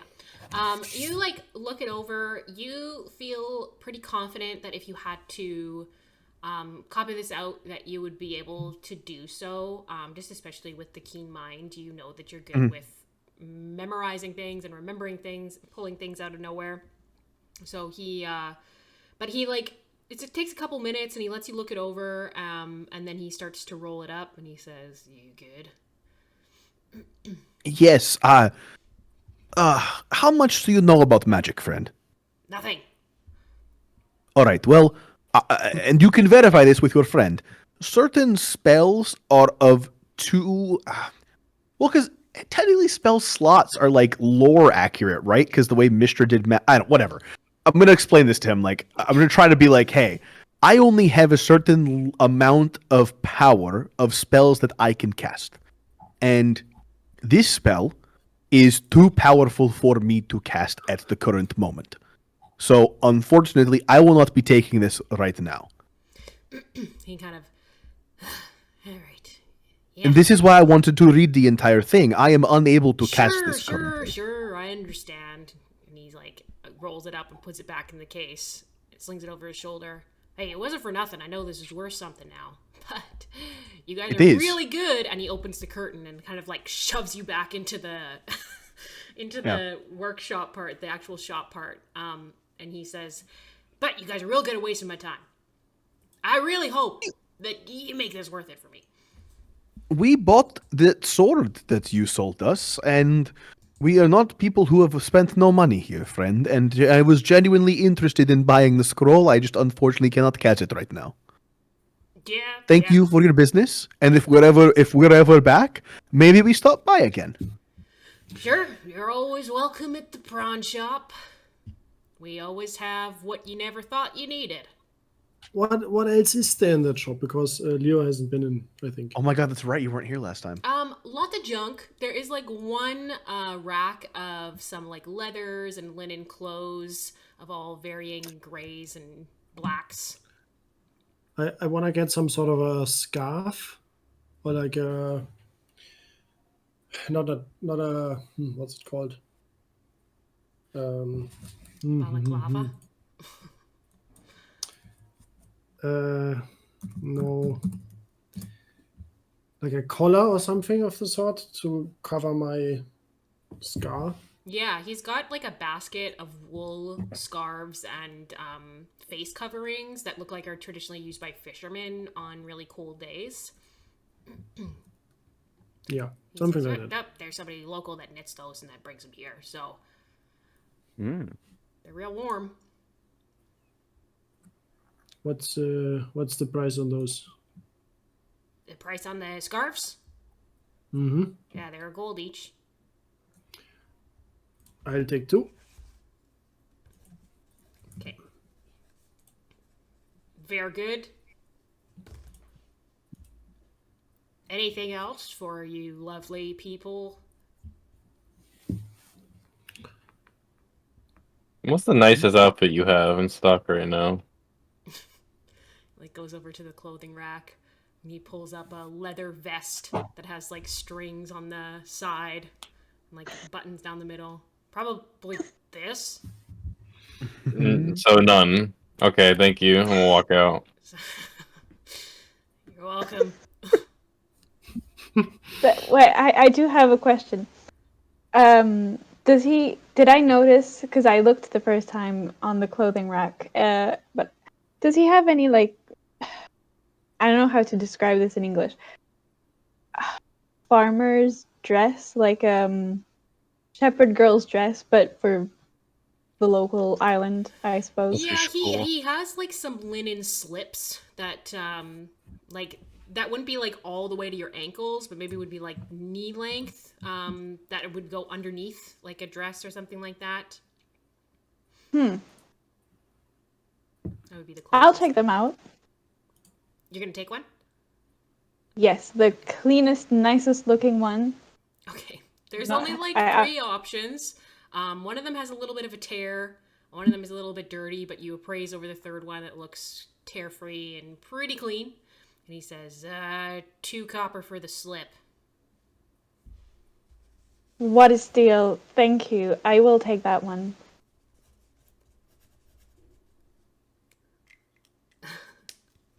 Pleasure doing business with you. Pleasure doing business with you too. Can I Hey. look around for any hats? Yep. I'll have to make an investigation check for this. Okay. Just because there's lots of crap in here. Yep.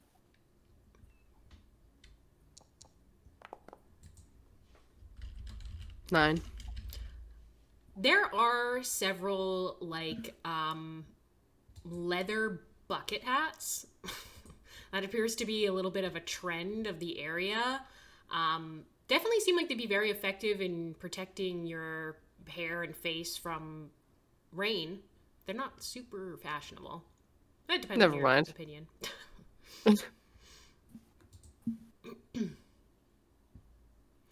He kind of looks around and he says, anything else I can do for you guys?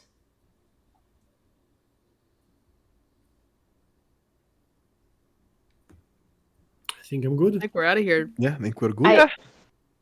Maybe a question, not really business related. In case we do investigate Rice's acts of theft, you said he had powerful connections. Could you indicate who those are so we might avoid any issues? Make a persuasion check. Believe in anyone yourself, with a Valanthi. passive insight above like 10. I think all of us are at a passive insight above 10. You can tell he's like Yes. visibly uncomfortable. Yeah, As soon as Valentin all of asks us. this question. I'm gonna telepathically 9. communicate. Ooh, I was gonna give Bardic. Oh, You can take Believe Bardic. in yourself. You can roll a d8. Thank you. Do I roll the Card says, d8 or does "Believe in You Eamon can roll? roll. Sorry? You roll. Okay. Believe in yourself, Alanthi. Make your dreams come true. Just do it. Not bad. So that makes it a 15. Don't 15. let your memes be dreams. He kind of leans forward, and still he's like massive, even leaning kind of halfway. He says, I figured you guys would know this, considering the ship you came in on, but there's a Cadboro temple north of town that's underground, but it's been overrun by goblins for like years. They they have a little bit of a hold on the town in terms of, how do I word this? They bring in people from the outside to the Salty Barrel. I really don't like to get into it. It's just like they're involved in like slave stuff, I think, but they're like not the people to mess with, to be messed, because they're just mean and violent and will sell you to the highest bidder. So you want us to kill them? No. I- Say that. Yeah. I Don't mean this. I smell a quest. Now you roll. Where did they come from? This is an island. Oh my god, no, He guys. looks around and he says, have any of you guys heard of the Southern Tempest? And all roll history checks. I really want Guys. to leave. Guys, one day in, one day out. Just a small I'm adventure. sorry I Small asked. adventure, guys. One night I'm only. sorry I asked. Never mind. What are we doing? History checks? All right. History 25. checks. Surely we have to go and slaughter the goblins. I'm down for We can't just. 15. I mean, slave trade. this. You know, we'd be awful if we Thank you. didn't murder the goblins. Okay. Oh god. So, Ricard, in your travels, you have run into a tiefling before who has mentioned that they were from the Southern Tempest, and you kind of did some research into it. Valente, you remember reading about this in some old history books back in school. As you guys know, the world of Root Coast exists in a larger world of Aebalan. And the Southern Tempest is the southern part of Aebalan. It is a very far journey from Root Coast, but it is known as a dry demon desert land to those from Root Coast, and most people from Root Coast do not even know of its existence. Well, if you want my opinion, I say we go and kill all of those goblins and we liberate that temple to the one true goddess, Cadboro. All I right. like that idea. Okay. All right. Let's slow our roll. We know who we're not supposed to mess with. We have other things to do today. So, let's sit on it, think about it, and then go from there. Hey, Ulrich, you want to go on an adventure? I'm gonna whisper and lean into him. I'm ready to go now. I'm ready too. What about you guys? All right. We're I'm still in the busy? shop. Can we please leave the shop first? Goblins are nocturnal, aren't they? We strike now while they're asleep. No. Oh boy. They Didn't They're you not talk to the nocturnal, one but- goblin earlier during the day?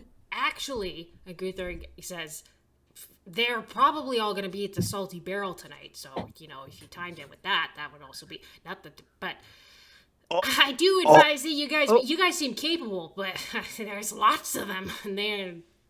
I love it when a plan comes together, boys. Please define lots. Here is the What are we plan, talking everyone. about? Hey, you Who want to doesn't? come? We You want to buy be a out. hero? Me? We buy out drinks. I don't know, I'm not good at anything. You don't need to be good. I just need you there. I'll give you the heart of a giant shark. He'll also You- give you the body of a giant shark if you really want it. The heart and mind and body. And the body. Yeah, he'll give you all the whole 9 yards if Just you think want. of the stories you could tell. You could be the hero of town. I don't dig that. This kind of stuff means nothing to me.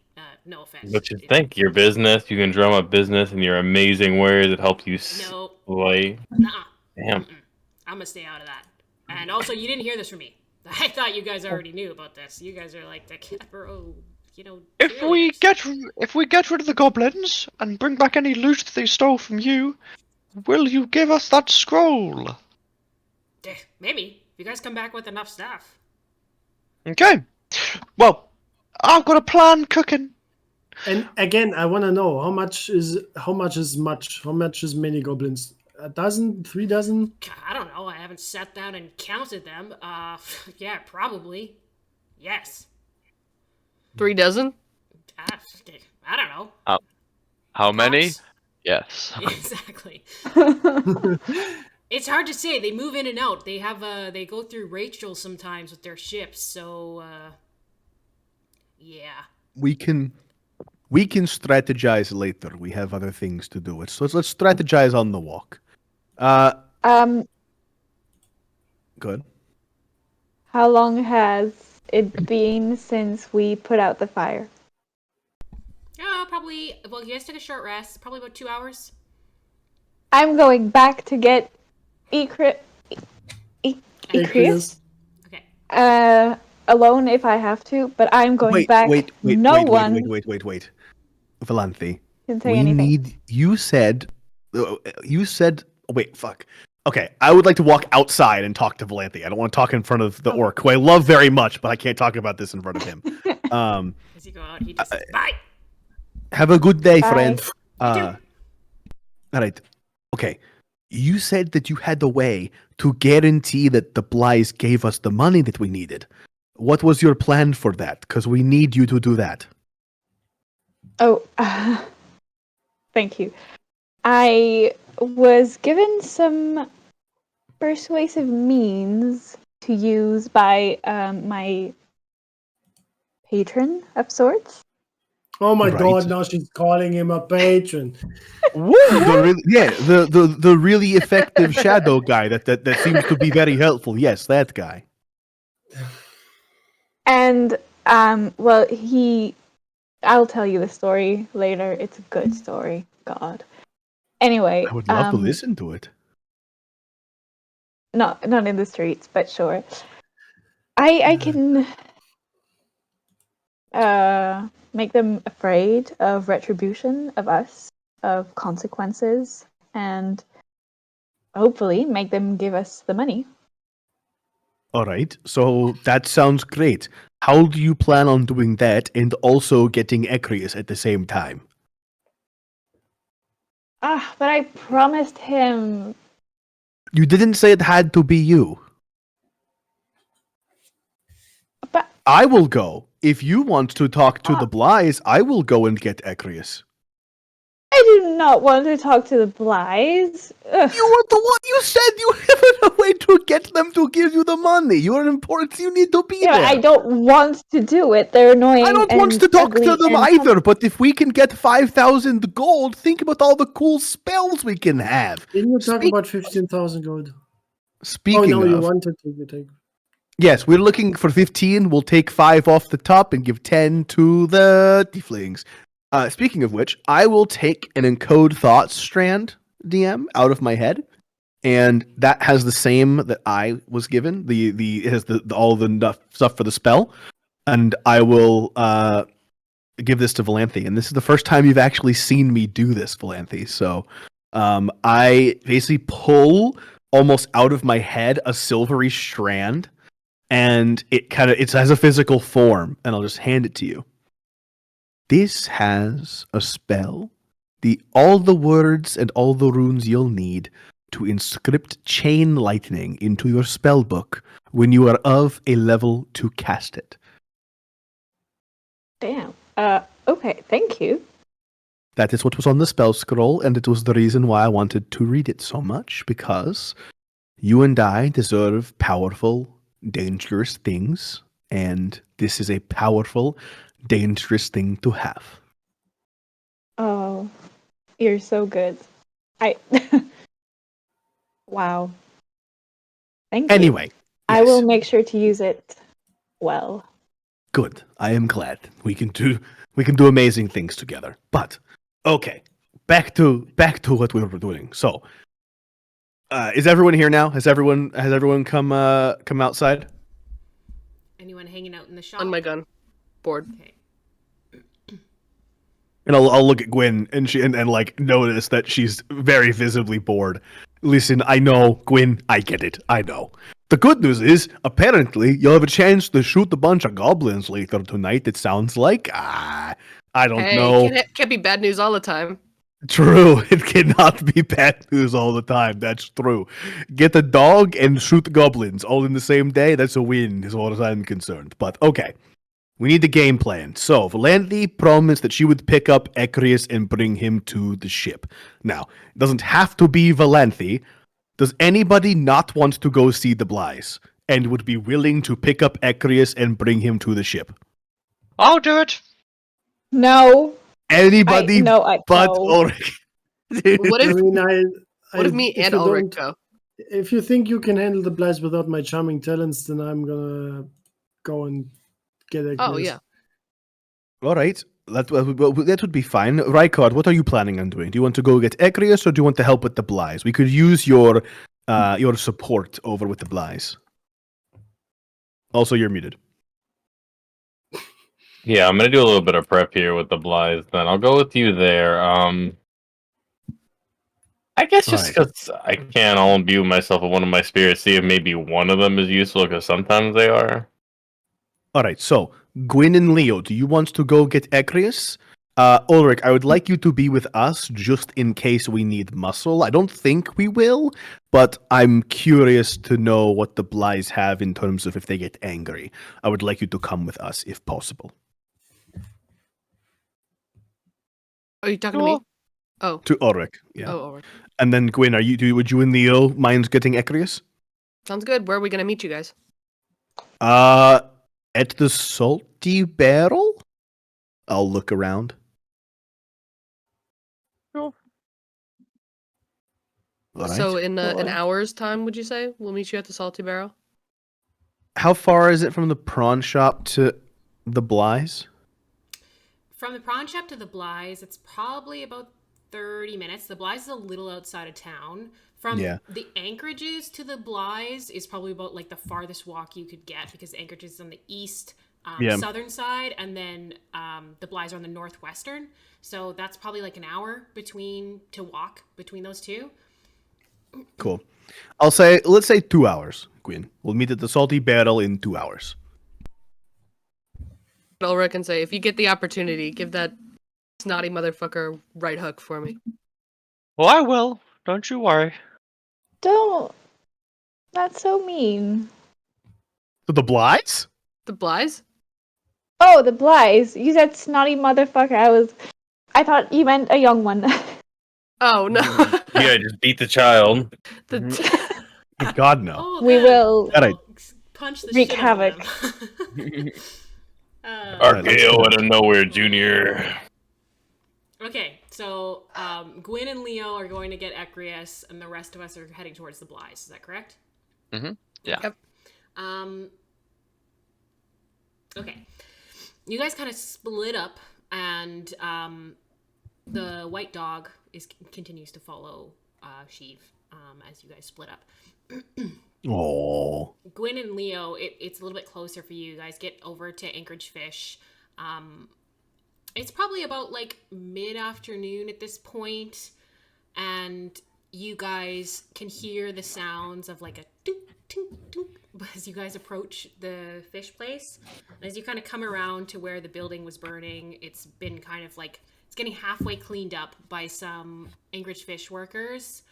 And you guys see Ecrius like at the back of the main building, and he has tinkered and has reformed this metal man, and he is just putting the arm back on as you guys approach. And he says, Did Ulrich give the arm back? Yeah. I think Oh, so. yeah. okay. Yeah, because he had Yeah. it, right? Yeah. He's just putting it back into place, and he turns over his shoulder and he says, "Ah, just on time. Check it out." And he like steps back and he says, "All right, Judas, let's go." And there's like this moment where the metal man just like looks down. He's got this half melted face, and there's like a and it comes to life. His eyes light up, and he says, "Ugh, Agrius, I feel hot." Agrius says, I know, buddy, I know. These are my friends. This is, what are your names again? Yeah, it's When- friends with names. Ricard. Yes. Which are, okay. Oh, Ricard, are you with us, Ricard? Oh, actually, I might have got mixed up. My bad. You guys have names, Sorry. right? Yeah, we do. And Gwen. Okay. This is my friend Gwen. And her friend. Leo. Okay, yeah, right. I don't know why that was so hard, you guys, but this is my friend Judas. And the robot waves and says, "Hello." Yes, hello. I don't know if you can remember, but I dragged you out from the Blazing Inferno about 2 hours ago. He says, "I don't remember." His deal. Well, yeah. He's a steel defender. He defends me. And yeah, I've been, trying to think about different ways that I can improve him. And I've made a lot of improvements over the years in terms of now he can talk and communicate, in a basic kind of level. He's kind of stupid sometimes. No offense, Judas. You're great. And Judas says, "Thank you." So why was he in the room then? It didn't seem like he did a great job defending you then. Well, I lit him on fire, so that was my bad. Well, we're here to take you to the Stormbringer. And Nice. then our friend Herc will babysit you while we take care of some other stuff in town. Oh, is that what we're doing? I mean, I can talk to him, right? Yeah. Okay, cool. Can I That's bring what Judas? that's what we said. That's what we said. I don't ask me. I'm neither the captain nor do I know anything about the ship or this Hank guy. So Can I? Wait, who's the captain? Is it the soldier guy? Because I don't want to talk to him. No. What do you need? Can I bring Judas? Yeah, fuck it. As long as you can keep him on a tight leash. Yeah, awesome, for sure. Okay, yeah, let's go. Oh, this is gonna be awesome. I haven't been on a ship in a long time. And you guys head over? Yeah, we'll start making our way down. Okay. And Judas kind of walking behind you guys is very stiff-legged metal steps, like still kind of covered in some soot, but appears to be working and sentient. Gwyn, I've heard that you are a captain now. Yeah, it's a recent thing. I feel like I'm growing into it. Congratulations on the success, I guess. Thank you. And you That's- got your debt taken care of. yeah. Sort of an exchange thing happened. It's I guess I'm sort of in debt again, but it's nicer, I think. As long as it's not a out of the frying pan into the fire situation. No. This Zurich guy, he seems real cool. Yeah, no.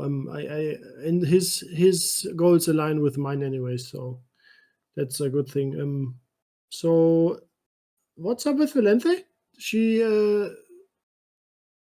how did that happen? I thought she knew about me and my situation, and It is a conversation that's a long time coming, believe me.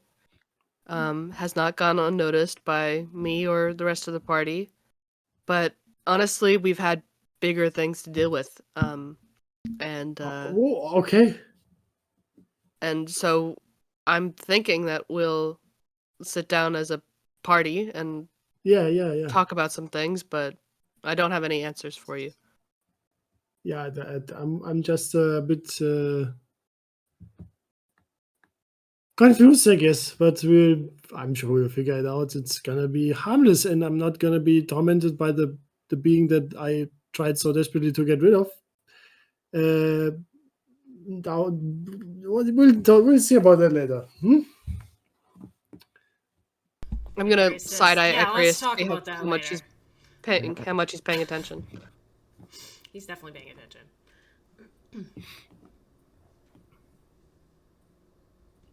And Was Valente the hot elf?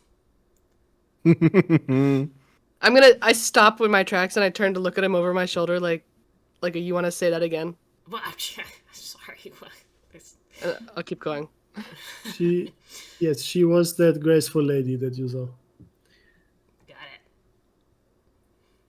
it. Anything else you guys want to say as you kind of walk through town? I'm keeping mostly quiet, just escorting this looks like a teenager to our ship. Yeah. Why exactly are we bringing him? I don't know. Valente asked us Okay, to. cool. That's good enough for me. Cool. I mean, I'm glad to see the ship. So. Yeah, you guys kind of get closer to the Stormbringer, and Icarus and Judas behind you. And Icarus gives this like little. That's a nice ship. Cool. This is awesome. He sure is. You guys I'm gonna like sigh happily. That's so. So that's the ship that you were referring to. Stormbringer. Yes. The big dragon. Whoa, that's yours. All mine. I mean ours. Oh but my yes. goodness! Let's get on there.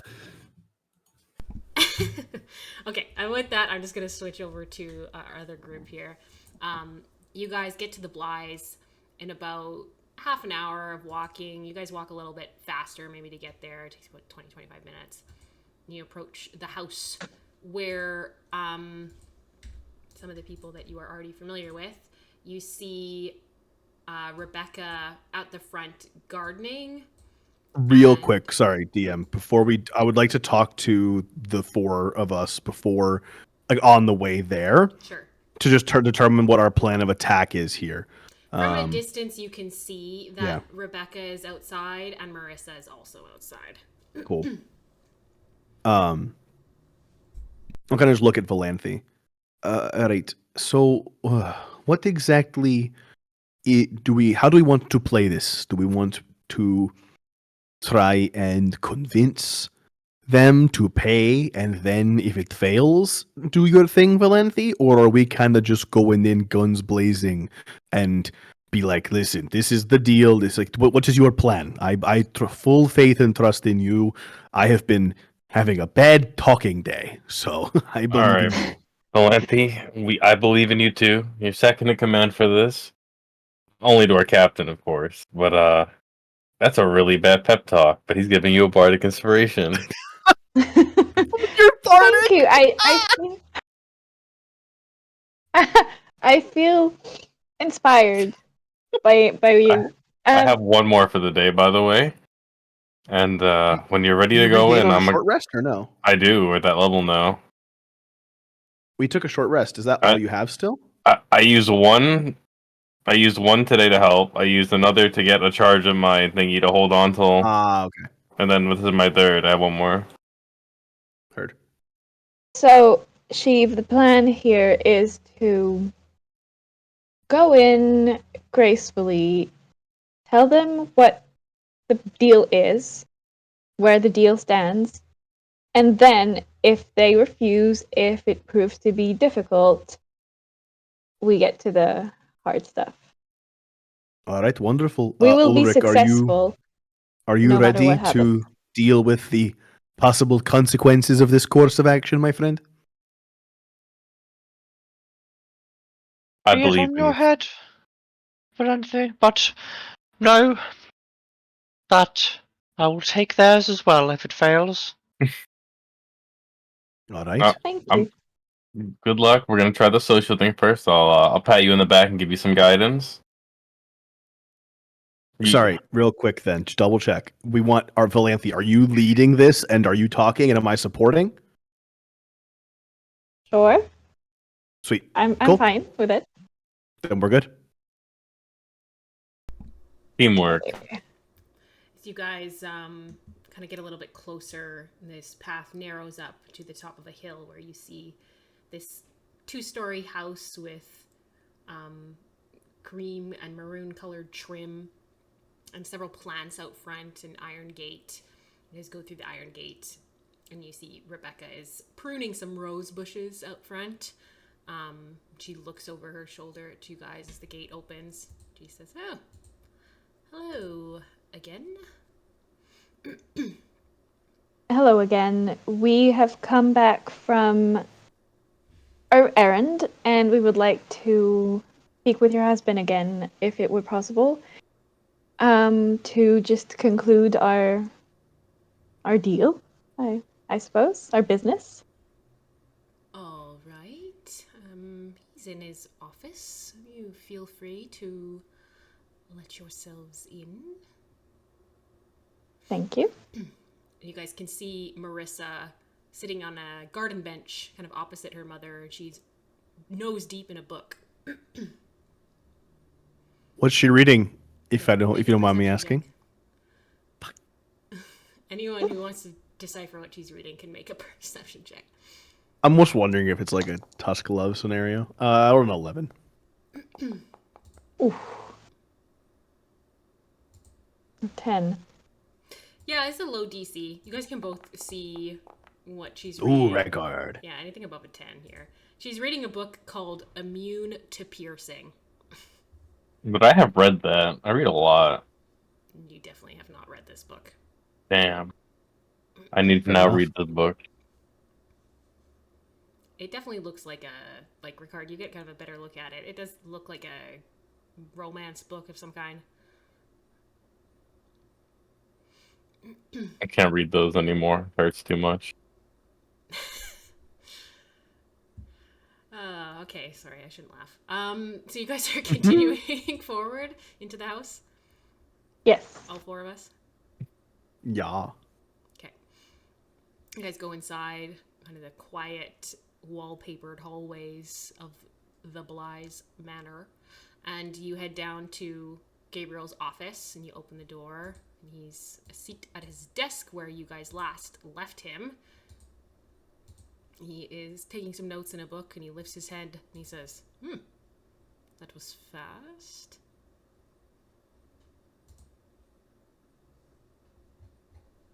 Well, we are efficient people.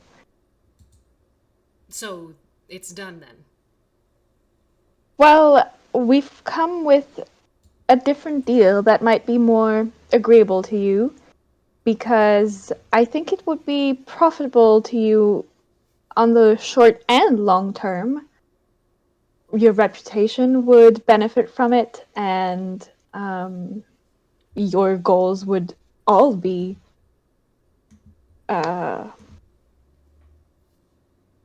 fulfilled.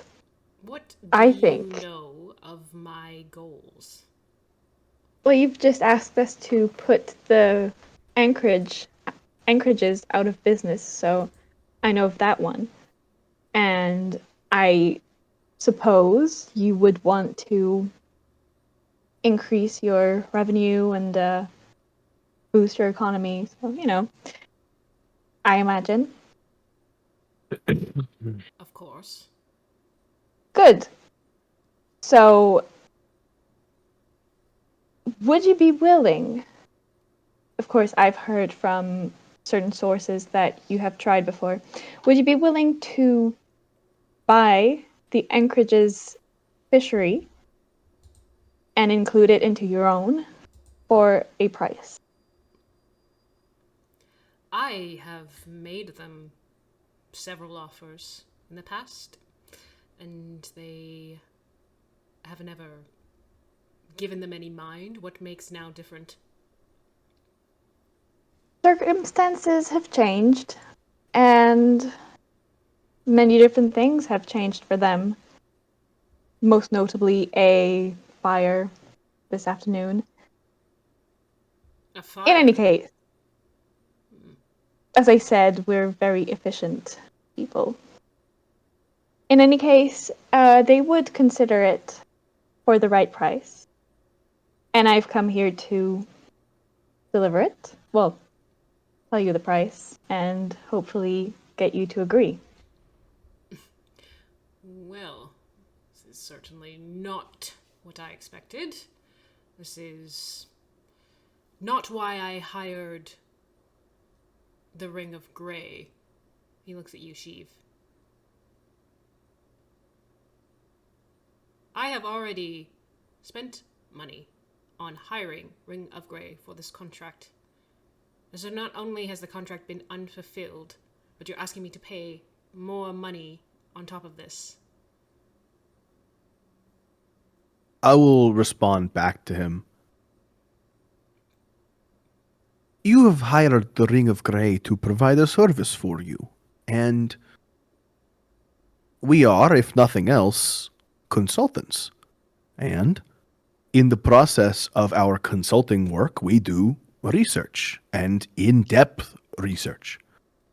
And as a representative, it has come to my attention with my colleagues, who I trust implicitly, that to not only bolster your reputation, keep the entirety of the anchorage intact itself, is of much more value to you than a destroyed anchorage.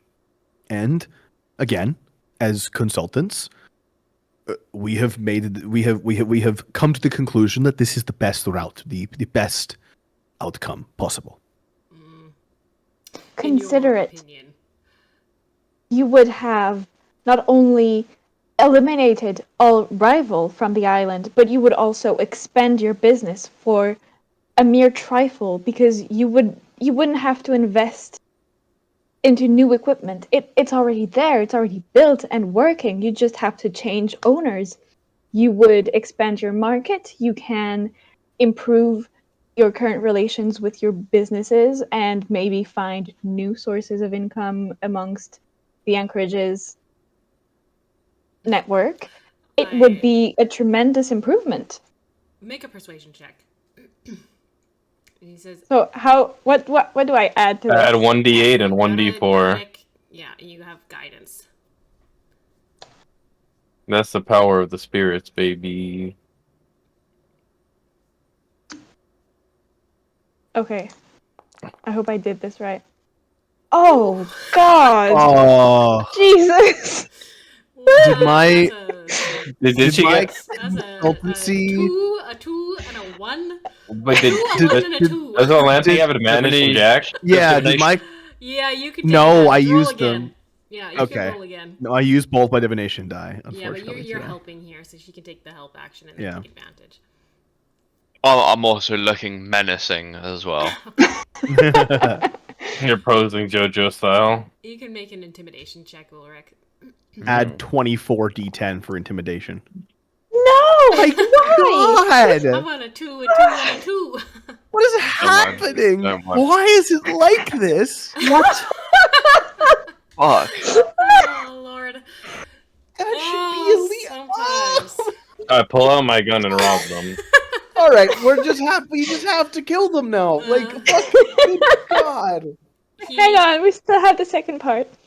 He leans forward on the desk and he says, I am not interested in acquiring the business that the anchorages have.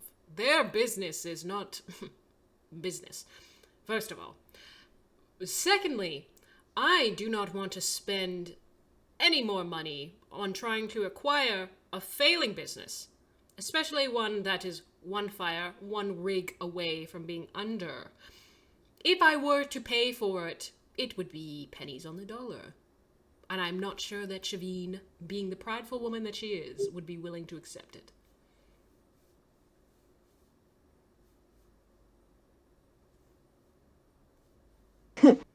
What's your offer? No. What's his offer? Well, yeah. I will give them 700 gold for the business that they have. Ulrich audibly laughs at that. You're a thief! That woman has spent countless years, liters of blood and sweat, and you take it for coppers on gold! Do not speak to me of the blood and sweat of fishery business, knight. What do you know of it? Nothing.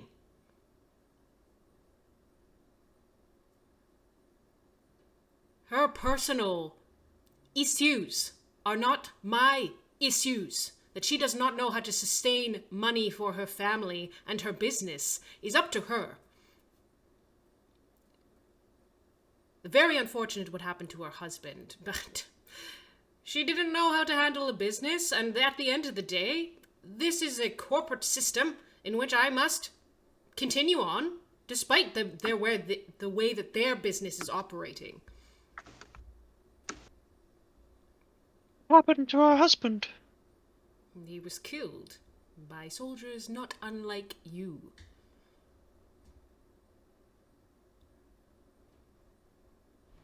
Oh, you gotta kill this fool. Right. Are you Okay. saying that out loud? Oh, you're not there. No, I'm not please, here. That's out of bro. character. Sorry. I'm just listening. I'm just looking at Valanthe, waiting for her to pull the trigger. I'm ready. Signal, yeah. Is this it? Or- Listen here, buddy. We haven't come here to just accept pennies and to have that market devalued. You will give us what we want, and you will be lucky to consider yourself alive for the next few years. Listen, you do know who you're talking to, right? We are Cadboro's chosen emissaries, and your trade ventures far across our seas. We could make life very, very difficult for you. We don't want to have to come to threats. Threats are not something that we deal with lightly, but you have forced our hand. We've done our part. I've We forced your hand. We have weakened their position. You are trying to threaten me. This I can see. And I understand that you have connections to Cadboro.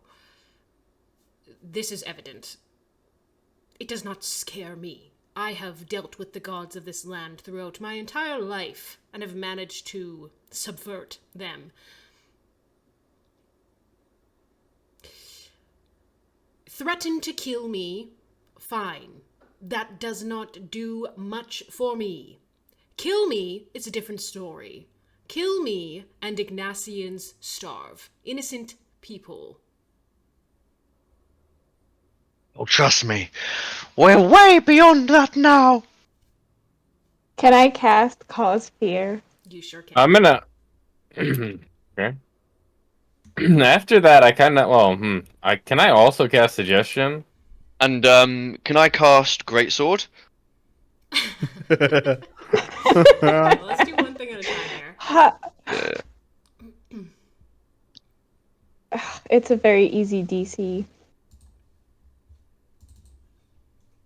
Okay, let's see. He does have high wisdom, but he could have a stinker roll.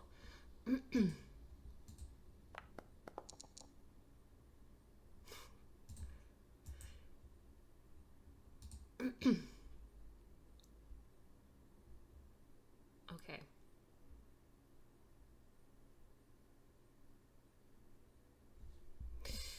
So as you're speaking, Valente, this, and all of you in the room start to see this. Her shadow on the wall climbs up, and you can see in the shadow of her 2 horns grow out of her shadow. And her voice almost, there's this like underlying whisper to it as she's talking to Gabriel. And he doesn't seem to catch this at first, and then he like his eyes follow up the shadow, and he looks at it in the wall, and then there's this moment where he just becomes frozen, and he like starts to move back from his chair. He gets up like in a sudden movement and stands in front of the window. He says, "All right, there's no need to bring violence into this." As this happens, I'll kind of just jump in, and I'll provide a little bit of a good cop-ish angle to this. Listen. If you do as she says and pay what she tells you to pay, things will work out better for everyone. He like is looking nervously at Valente. I don't want to die. I have a family. You can see this. Yes, my daughter and my wife are right outside. I'm willing to work with you. How about 10,000 gold for the fishery? 15,000. 12.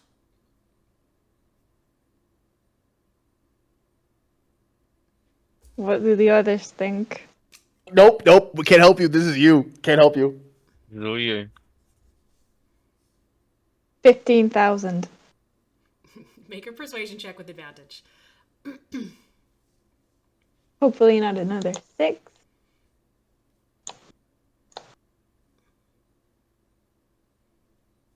You rolled a 13? Oh my god, I didn't see that.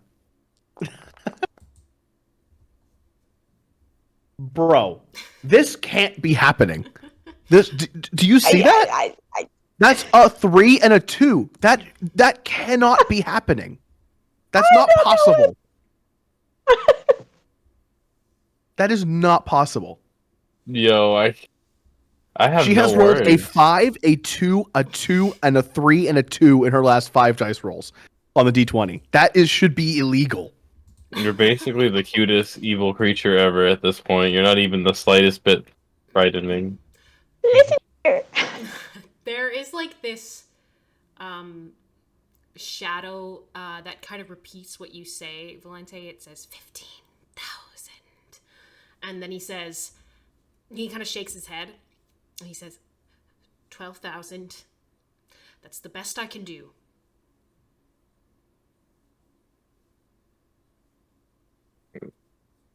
I'm gonna telepathically communicate. I think that sounds pretty good.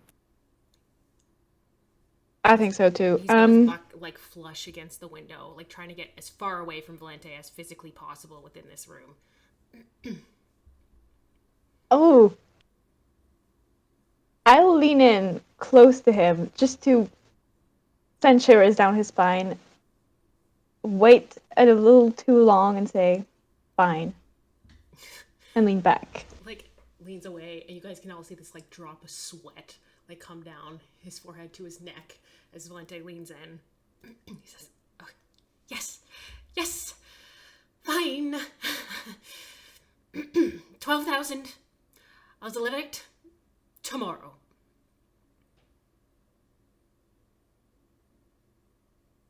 Tonight. Oh? Okay, fine. Tonight. You don't know what it's like to carry 12,000 gold with you in a town like this. We will help you.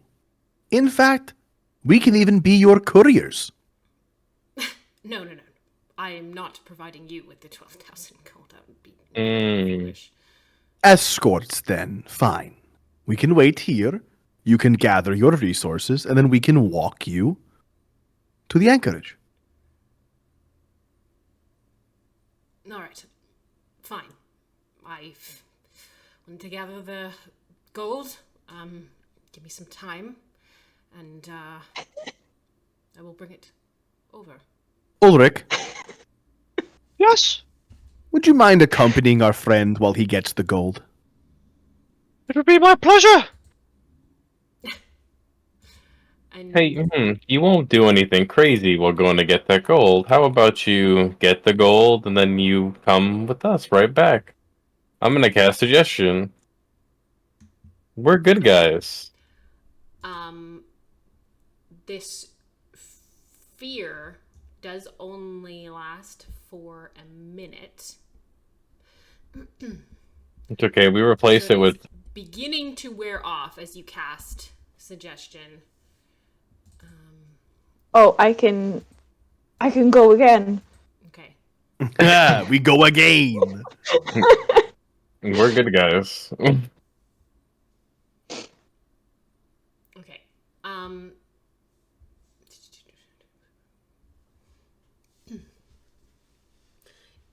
He does succeed on the save against suggestion, Ricard. Damn. I'll cast it again. Okay. You better go get that coin and come right back without telling anyone or setting any alarms up. Okay.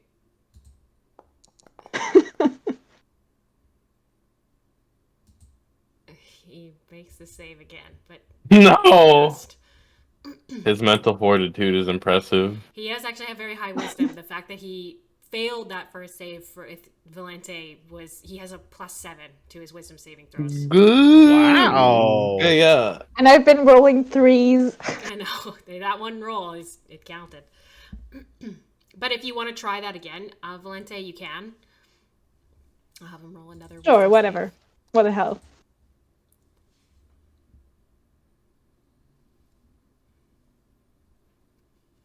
Pain. Huh, no.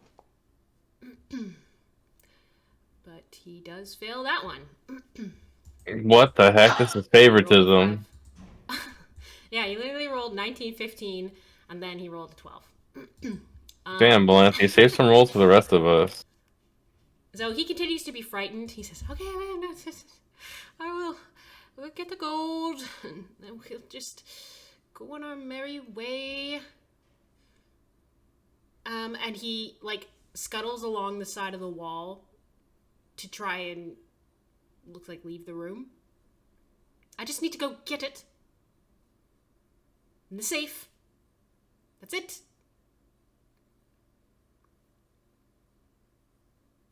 Can Rykard, you go with him. Why do I... Send Ulrich. Ulrich, you go with him. Okay. Okay, Ulrich, you follow him up a staircase. He's trembling. He goes into a bedroom where he opens up a safe behind a painting. He's kind of looking over his shoulder a little bit, and he says, "You guys certainly have a way of getting things done, don't you?"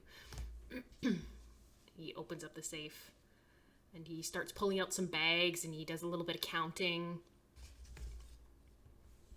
And eventually he comes with a big, large bag. He comes out with a heavy-looking bag of gold and tucks it into his coat. And he comes back down the stairs, escorted by Ulrich. And he opens the door to his office. And he says, "All right. It's done." You have the gold with him. Yes. Okay, I want to check.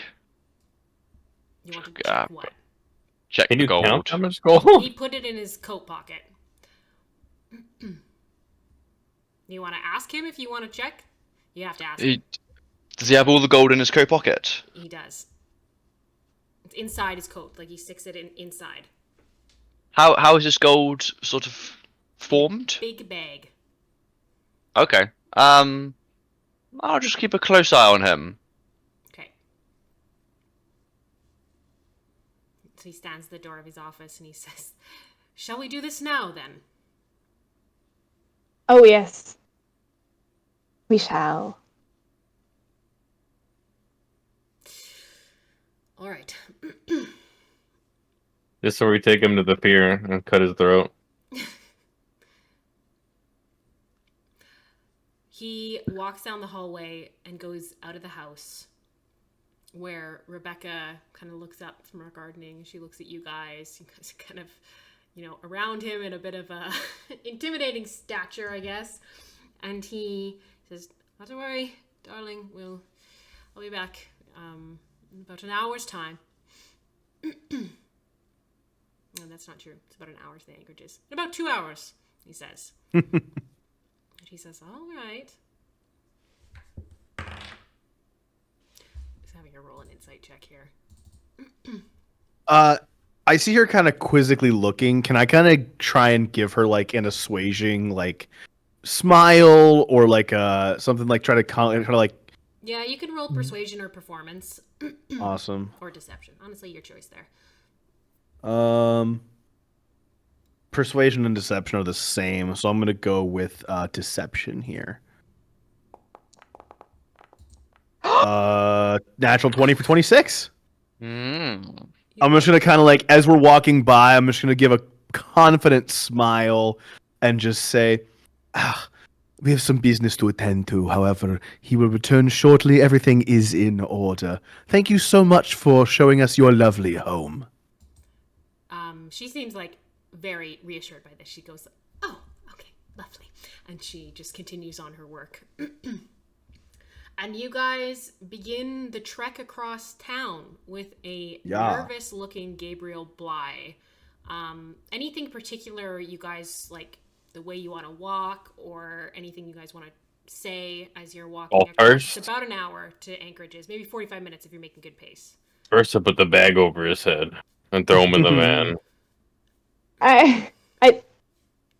I'd like to walk right behind him, not behind him, but right over his left shoulder.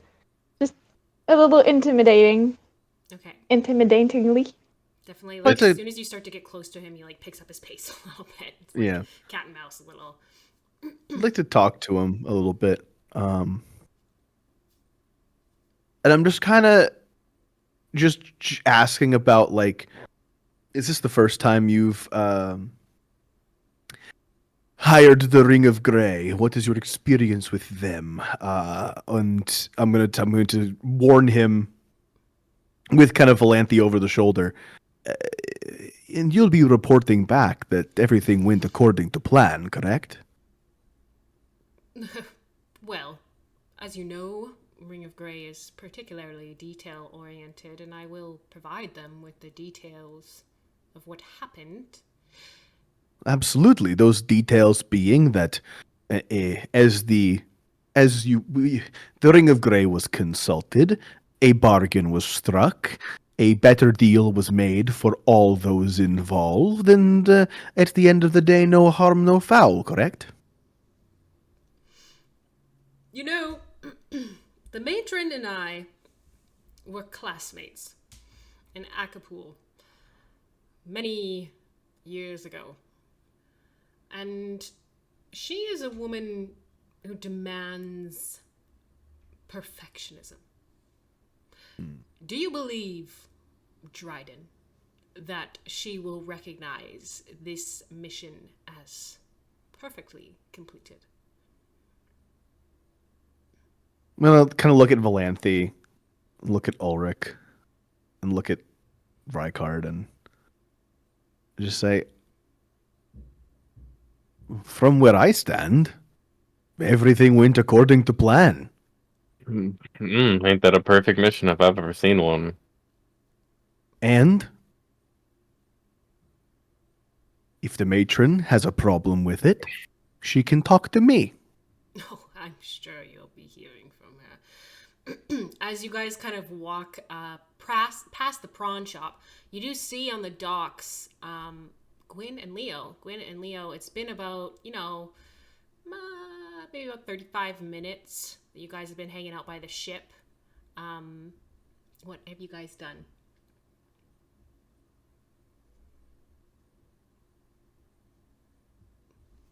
Does it look like they're waving us over?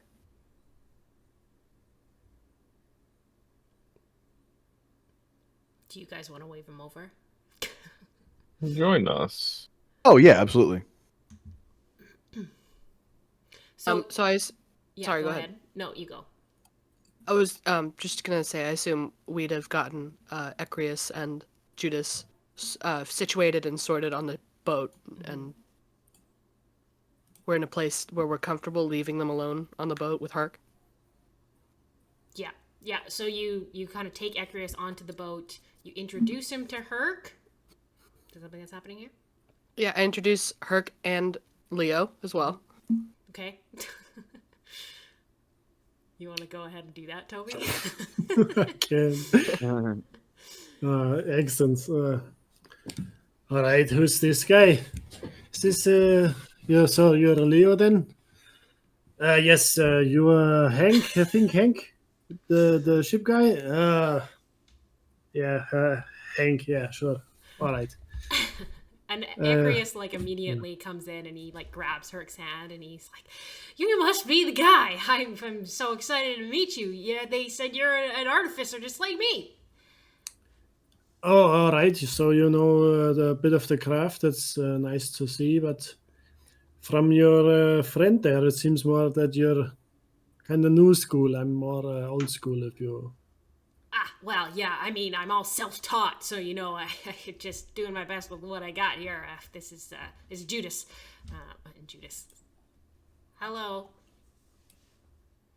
Hi. Yeah, all right. I can show you around a bit. I'm still trying to find out some stuff about this ship as well. It's quite interesting. There's a lot of artifice on here as well. Yeah, this ship is amazing. And he starts to go over some of the runic sigils that are on the inside of the deck, and he follows them through, and he's very tactile in the way he moves, and definitely is analyzing every little feature of the ship, taking it all in. We can talk later, pretty boy. Okay, sure, yeah. Okay. As he's fondling the runes on our ship, I'm gonna walk up to him and say, "You fuck anything up, I'm gonna have Ulrich turn you inside out. But have fun in the meantime." Make an intimidation check with advantage. Okay, I can do that.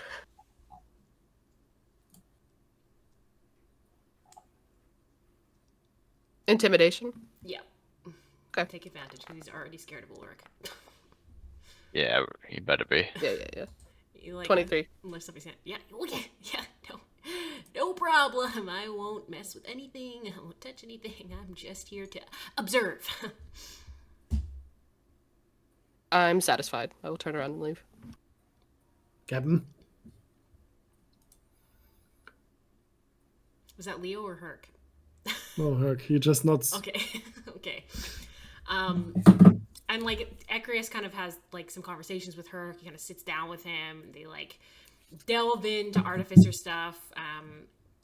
And Leo and Gwen, you do eventually see the rest of your party coming with Gabriel. You kind of in between, situated between them. Valente kind of right on his ass.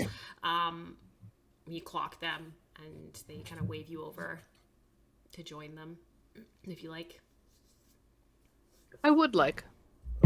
Yeah, let's go. As we get closer to the group, I will sidle up next to Ricard and ask, everything go according to plan? Not in the slightest. So We business as basically- usual. Yeah, I'll telepathically communicate. We may be, well, our leader intimidated him very well, and he is giving us the money with some repercussions to see likely, and their association. I'll just nod.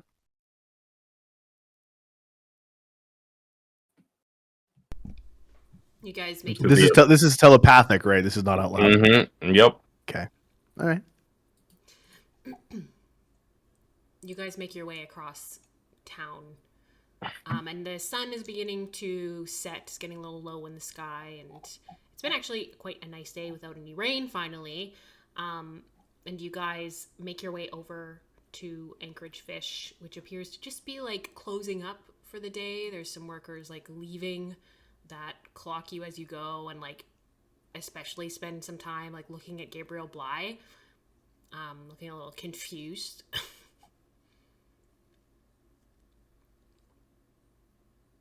He kind of looks at you guys and he says, so what, does she even have an office? It's let's cool it a little bit on the disrespect. How about you wait here with my friend Valenthi, and I will go get Shivana.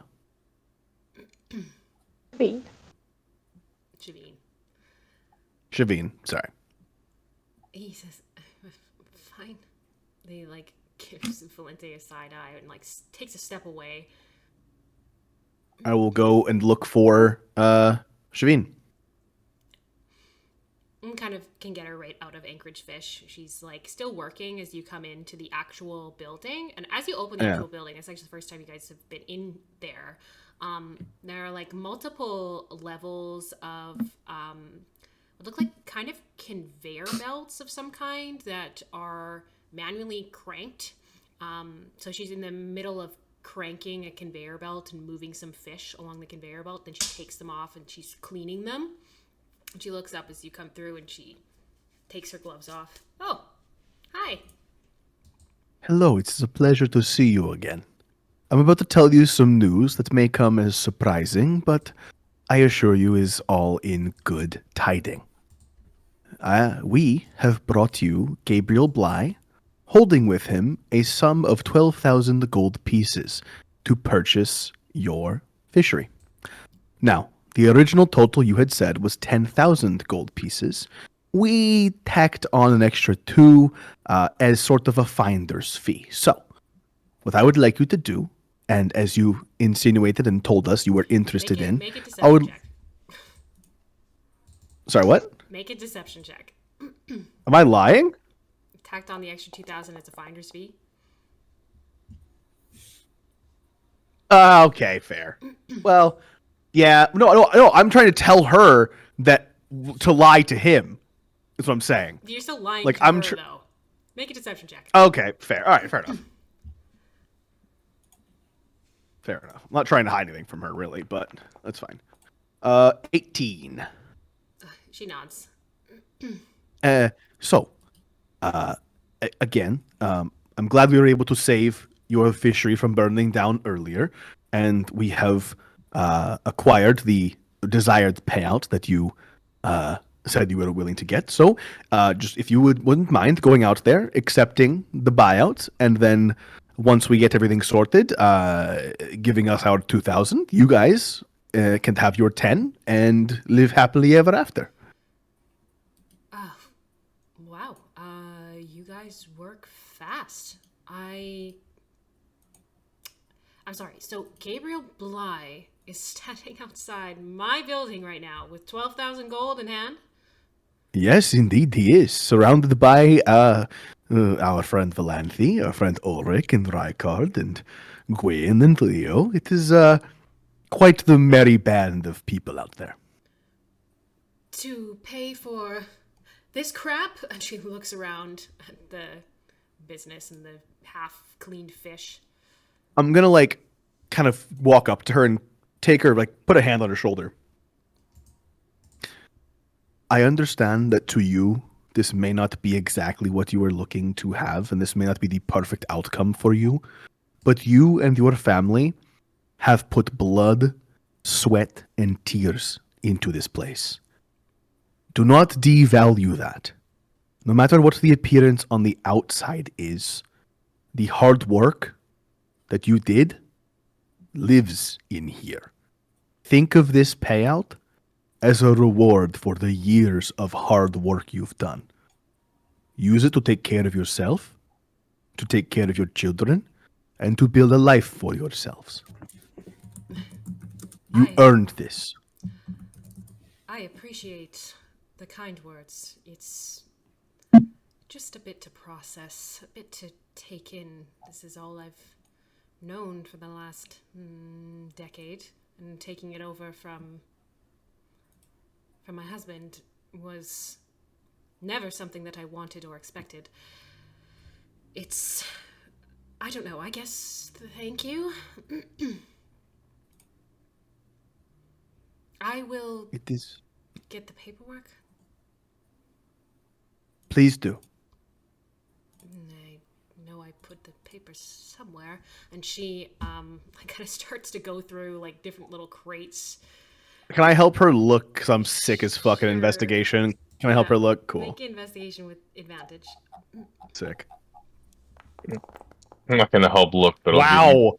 That's a 1 and a 3 for a 14. That's No, disgusting. 11. Yeah, I know. It does take a little while. You guys have to like go through multiple trades. She clearly does not have a good organizational system. Like, just completely disorganized. How far are we from Valanthe? Like, are we 100 feet away or more than that? Less than 100 feet, but they're outside. You're Cool. inside. I'm gonna just send a wire. I'm gonna use my message cantrip to send to Valanthe in the middle of this. Everything is fine. We are just searching for paperwork. Please hold on a little bit longer. It doesn't even Can I belong respond to to her. this? Yeah, you can respond, Message, It's okay, take your time. We're having a very good time outside. And I'll just kind of smile to myself as she says that, like, I'm sure you are, and continue searching. Okay. You guys do eventually find, maybe about 10-15 minutes later, the deed to Anchorage Fish, and some other paperwork, like the deed to the buildings and all this stuff. And she says, okay, I think that's it. Well, she kind of organizes them in front of her, and she, like, pats the forms on your chest, Sheev, and she says, have to take you guys out for a drink or dinner or something later. Well, we will be at the Salty Barrel, although... Ugh. What? Why? You said that we work fast. We are also attempting to, have a little bit of fun and possibly solve a different problem entirely. So, as much as I appreciate the offer, maybe we take a drink with us on the ship, but I would avoid the Salty Barrel this evening. Make an insight check, Jack. Yeah. Oh, my insight's much better than She's. Can I use my modifier, or can I have to use She's modifier? Insight check. All right, fine. Yep, that sounds about right. The fucking what the fuck, man? Like, A 1. it's a 1. It's a dirty 1. All right, it's a filthy, nasty 1.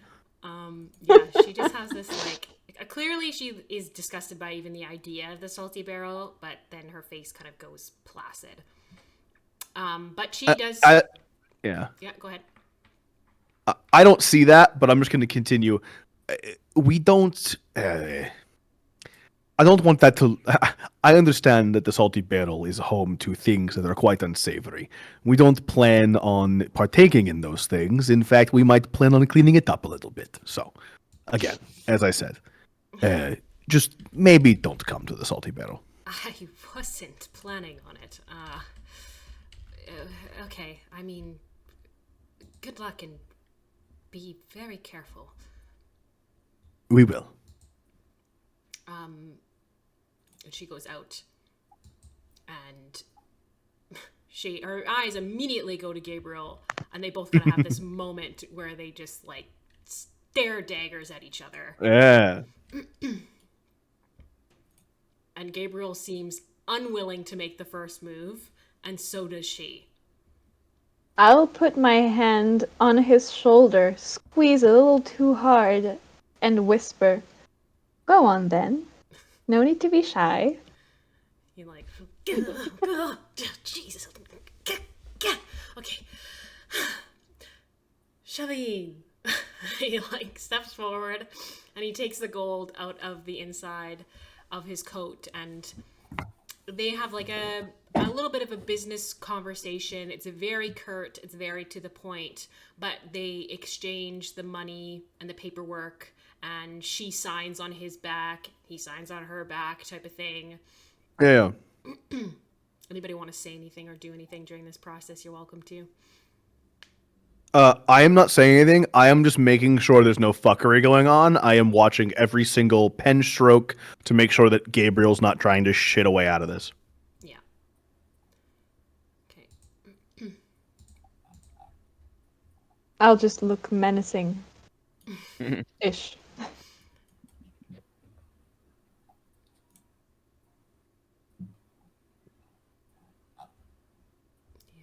Okay, sounds good.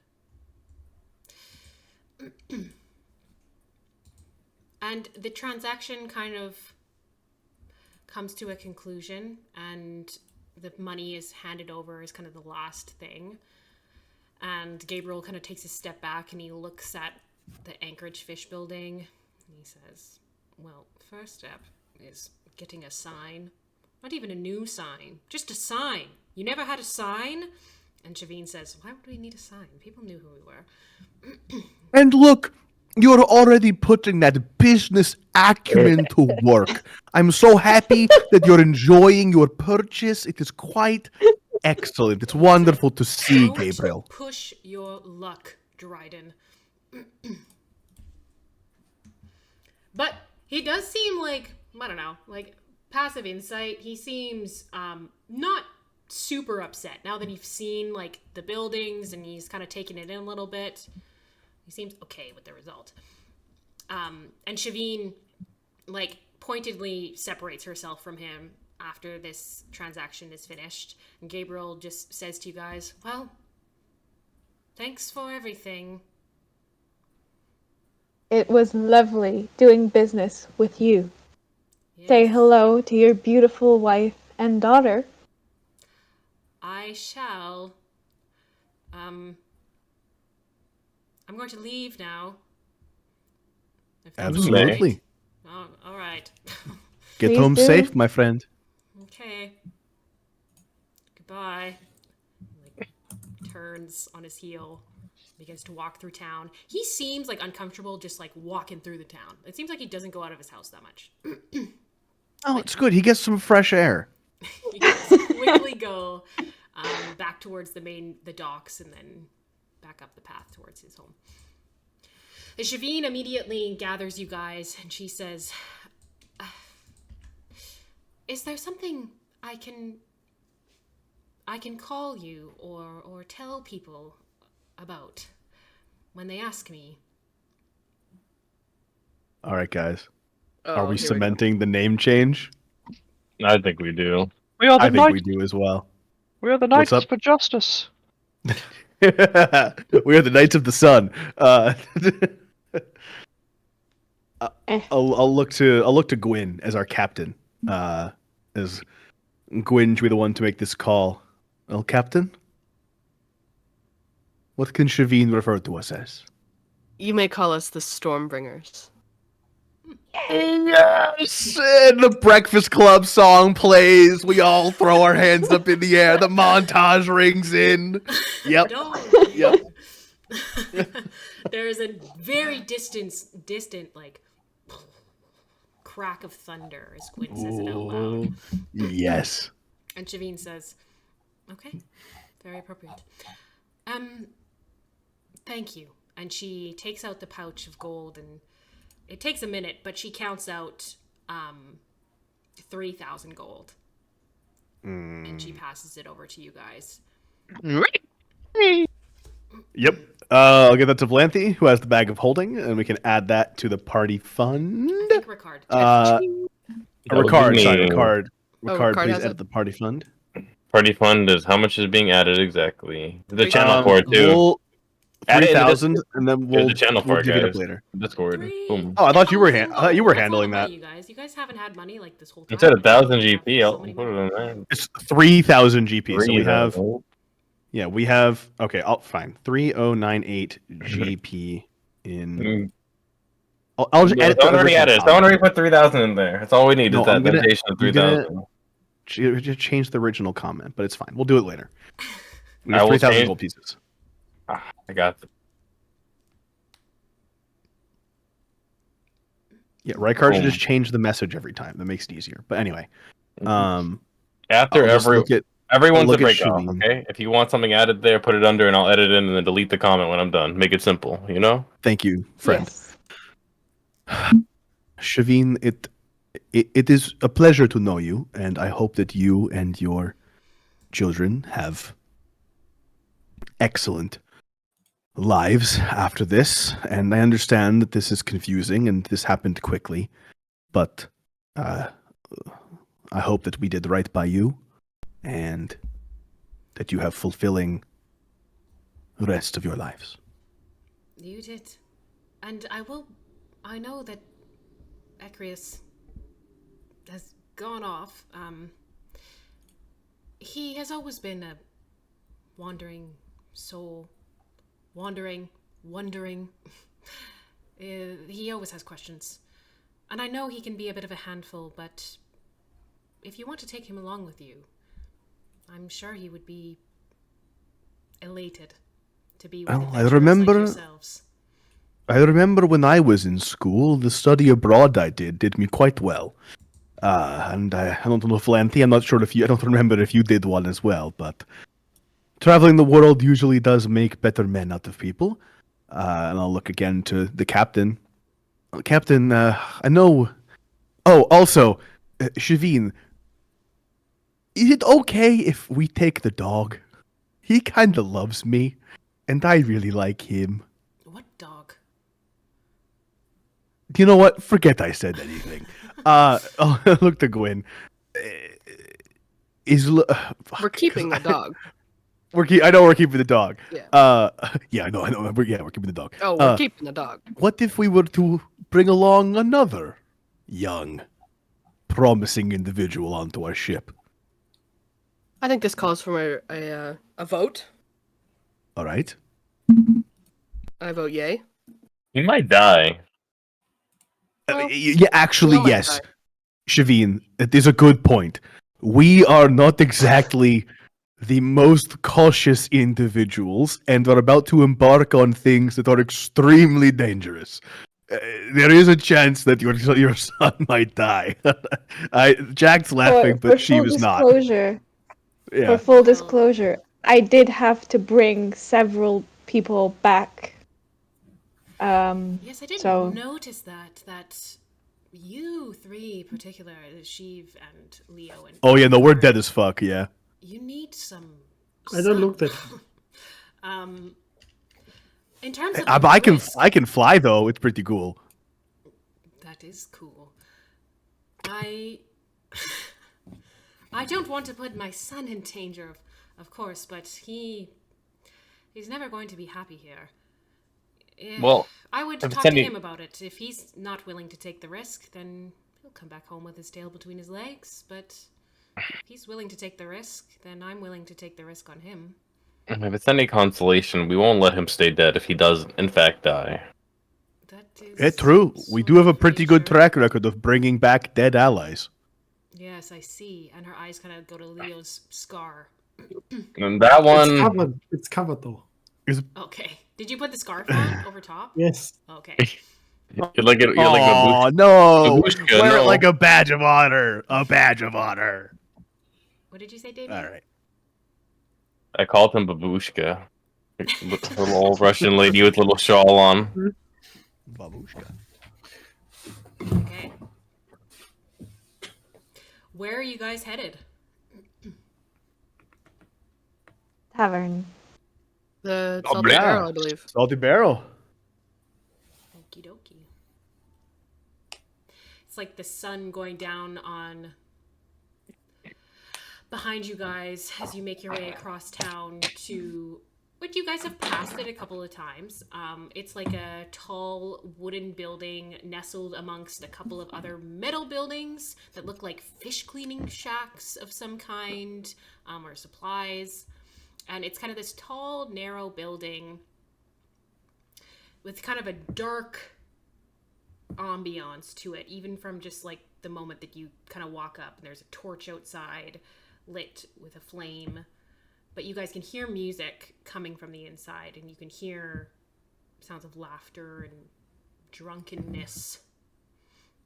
There are also some stables, like some places to tie up a horse, if you want to tie up a horse. Ulrich, I assume you still have the horse that you got from the stables? I do, yes. What is that? What is that horse's name? We're calling him I'm still- Stolen because he was I'm stolen. still thinking about it. Sweet roll. What about Stoli? Because we stole him. No, I'm kidding. Dolly. I earned this horse by braving the fires. Literally, Puppy. Oh, I was thinking about the other horse that we stole. What happened to that one? no. We also got like a what's that? Like a 900% raise on the sale of the fishery for Shavina, whatever we're fine. I feel no guilt about that horse at all. Nameless What? horse and nameless dog hanging out. We're working on the name for the dog. We're working on it. What if we name him Scrap?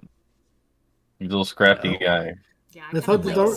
I thought the dog's called Gerald. Me too. Gerald is also cute. I like Gerald.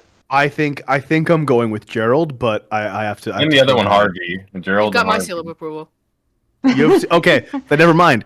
His name is Gerald. The dog is now named Gerald. Is sold, locked it in. DM. The dog is named Gerald. Sounds good. Jerry for short. No, Okay. Gerald. Full name Gerald. His full name. Full name Gerald. J-Dog. Jer. If you're gonna do short, Jer, not Dog, Jerry. dog. Jer. All right. You guys set up Gerald and the nameless horse outside. No. And you guys Puppy. head inside the salty barrel. And inside, you guys are met with a scene. First of all, there's a small goblin band playing in one corner. They got some drums and some horns going on, and this place is filled with drunk goblins as you walk in. There's just like a bunch of hollering and yeah, it's fucking hell, and just like super excited voices. And there is a stage kind of right in the front and center of this place. And again, it's not super big. It's quite narrow and tall instead. And there are these like thick curtains that are being pulled to the side. And they're dark and dusty and dingy. And the whole place is like really dirty. Like really dirty. At the bar, there is a tiefling working and slanging drinks. And you see Rice, the goblin who encountered you guys when you first came in, on the stage. Looks like he's maybe preparing for something.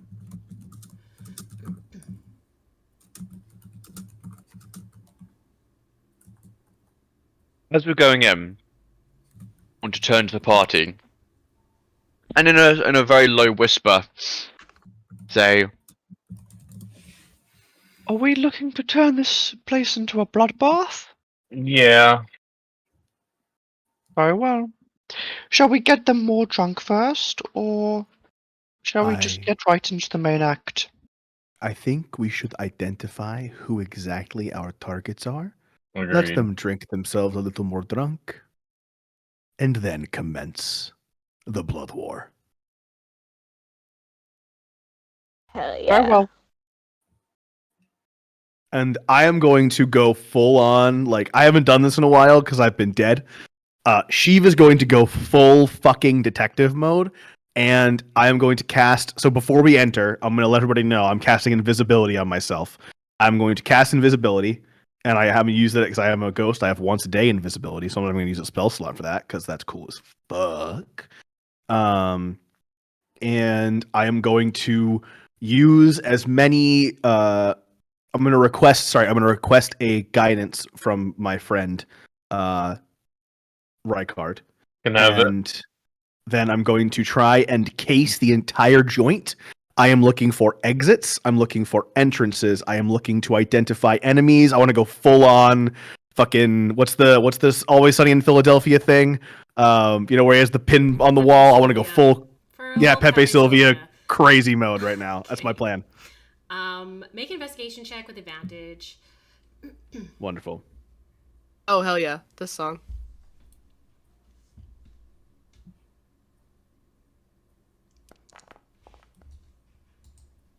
That is a 23. Okay, yeah, you are able to, like, just immediately as you guys go inside, you kind of get a lay of the land, and you guys have a brief conversation. The front entrance, and then there is a back entrance, so you find that behind the stage, there is another entrance to what looks like to like an alleyway. There's also a staircase going up to rooms, and this goes on for like 4 or 5 stories of rooms. Again, quite narrow and skinny. Behind the bar as well, there is a storage area, which you kind of make note of. That there are just like several barrels of food and ale there and fish. Okay. Yeah, and as you're kind of doing this, you're kind of like completely invisible. You get this view of a line of people backstage, a line of tieflings backstage, and fiends. And as this is happening, the rest of you, Rice begins to speak, and he says, "Creatures and tieflings, goblins and ghouls, may I present to you from the far foreign coasts of the southern Tempest the best specimens that you can get this side of the Ignatian Sea." Oh, you're trying to enslave us, aren't you? I'm just yelling that out right now. He says, "No, I would not do that to you guys, but I would do that to these guys." And there's like a moment, and there's like a scattered little applause. And then this line of tiefling, mostly women, some young men, come out from the backstage in chains. Chains on their ankles, chains on their wrists, and the goblins in the bar itself begin to yell and scream. They begin to yell out gold amounts. They begin to yell out for names. They come like right up to the stage. It's complete chaos. And Rice says, calm down. Everyone will get a chance to make their bids." Sheev's blood is boiling. Does anyone want to do anything before I do something? I'm gonna reach for my scattergun. How close is everyone together? I need to know enemy-wise. What's the As closest we're group of all them? like gathering in, that is where we're gonna end this session. Oh man! I love that we're all on the same page. This is going to be so Going for the good. much fun.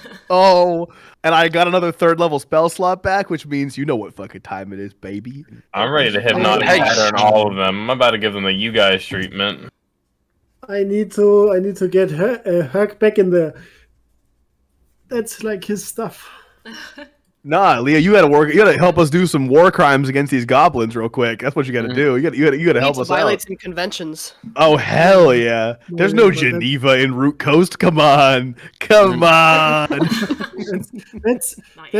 Herc's entire backstory though. He was like he was a slave for like most of his life.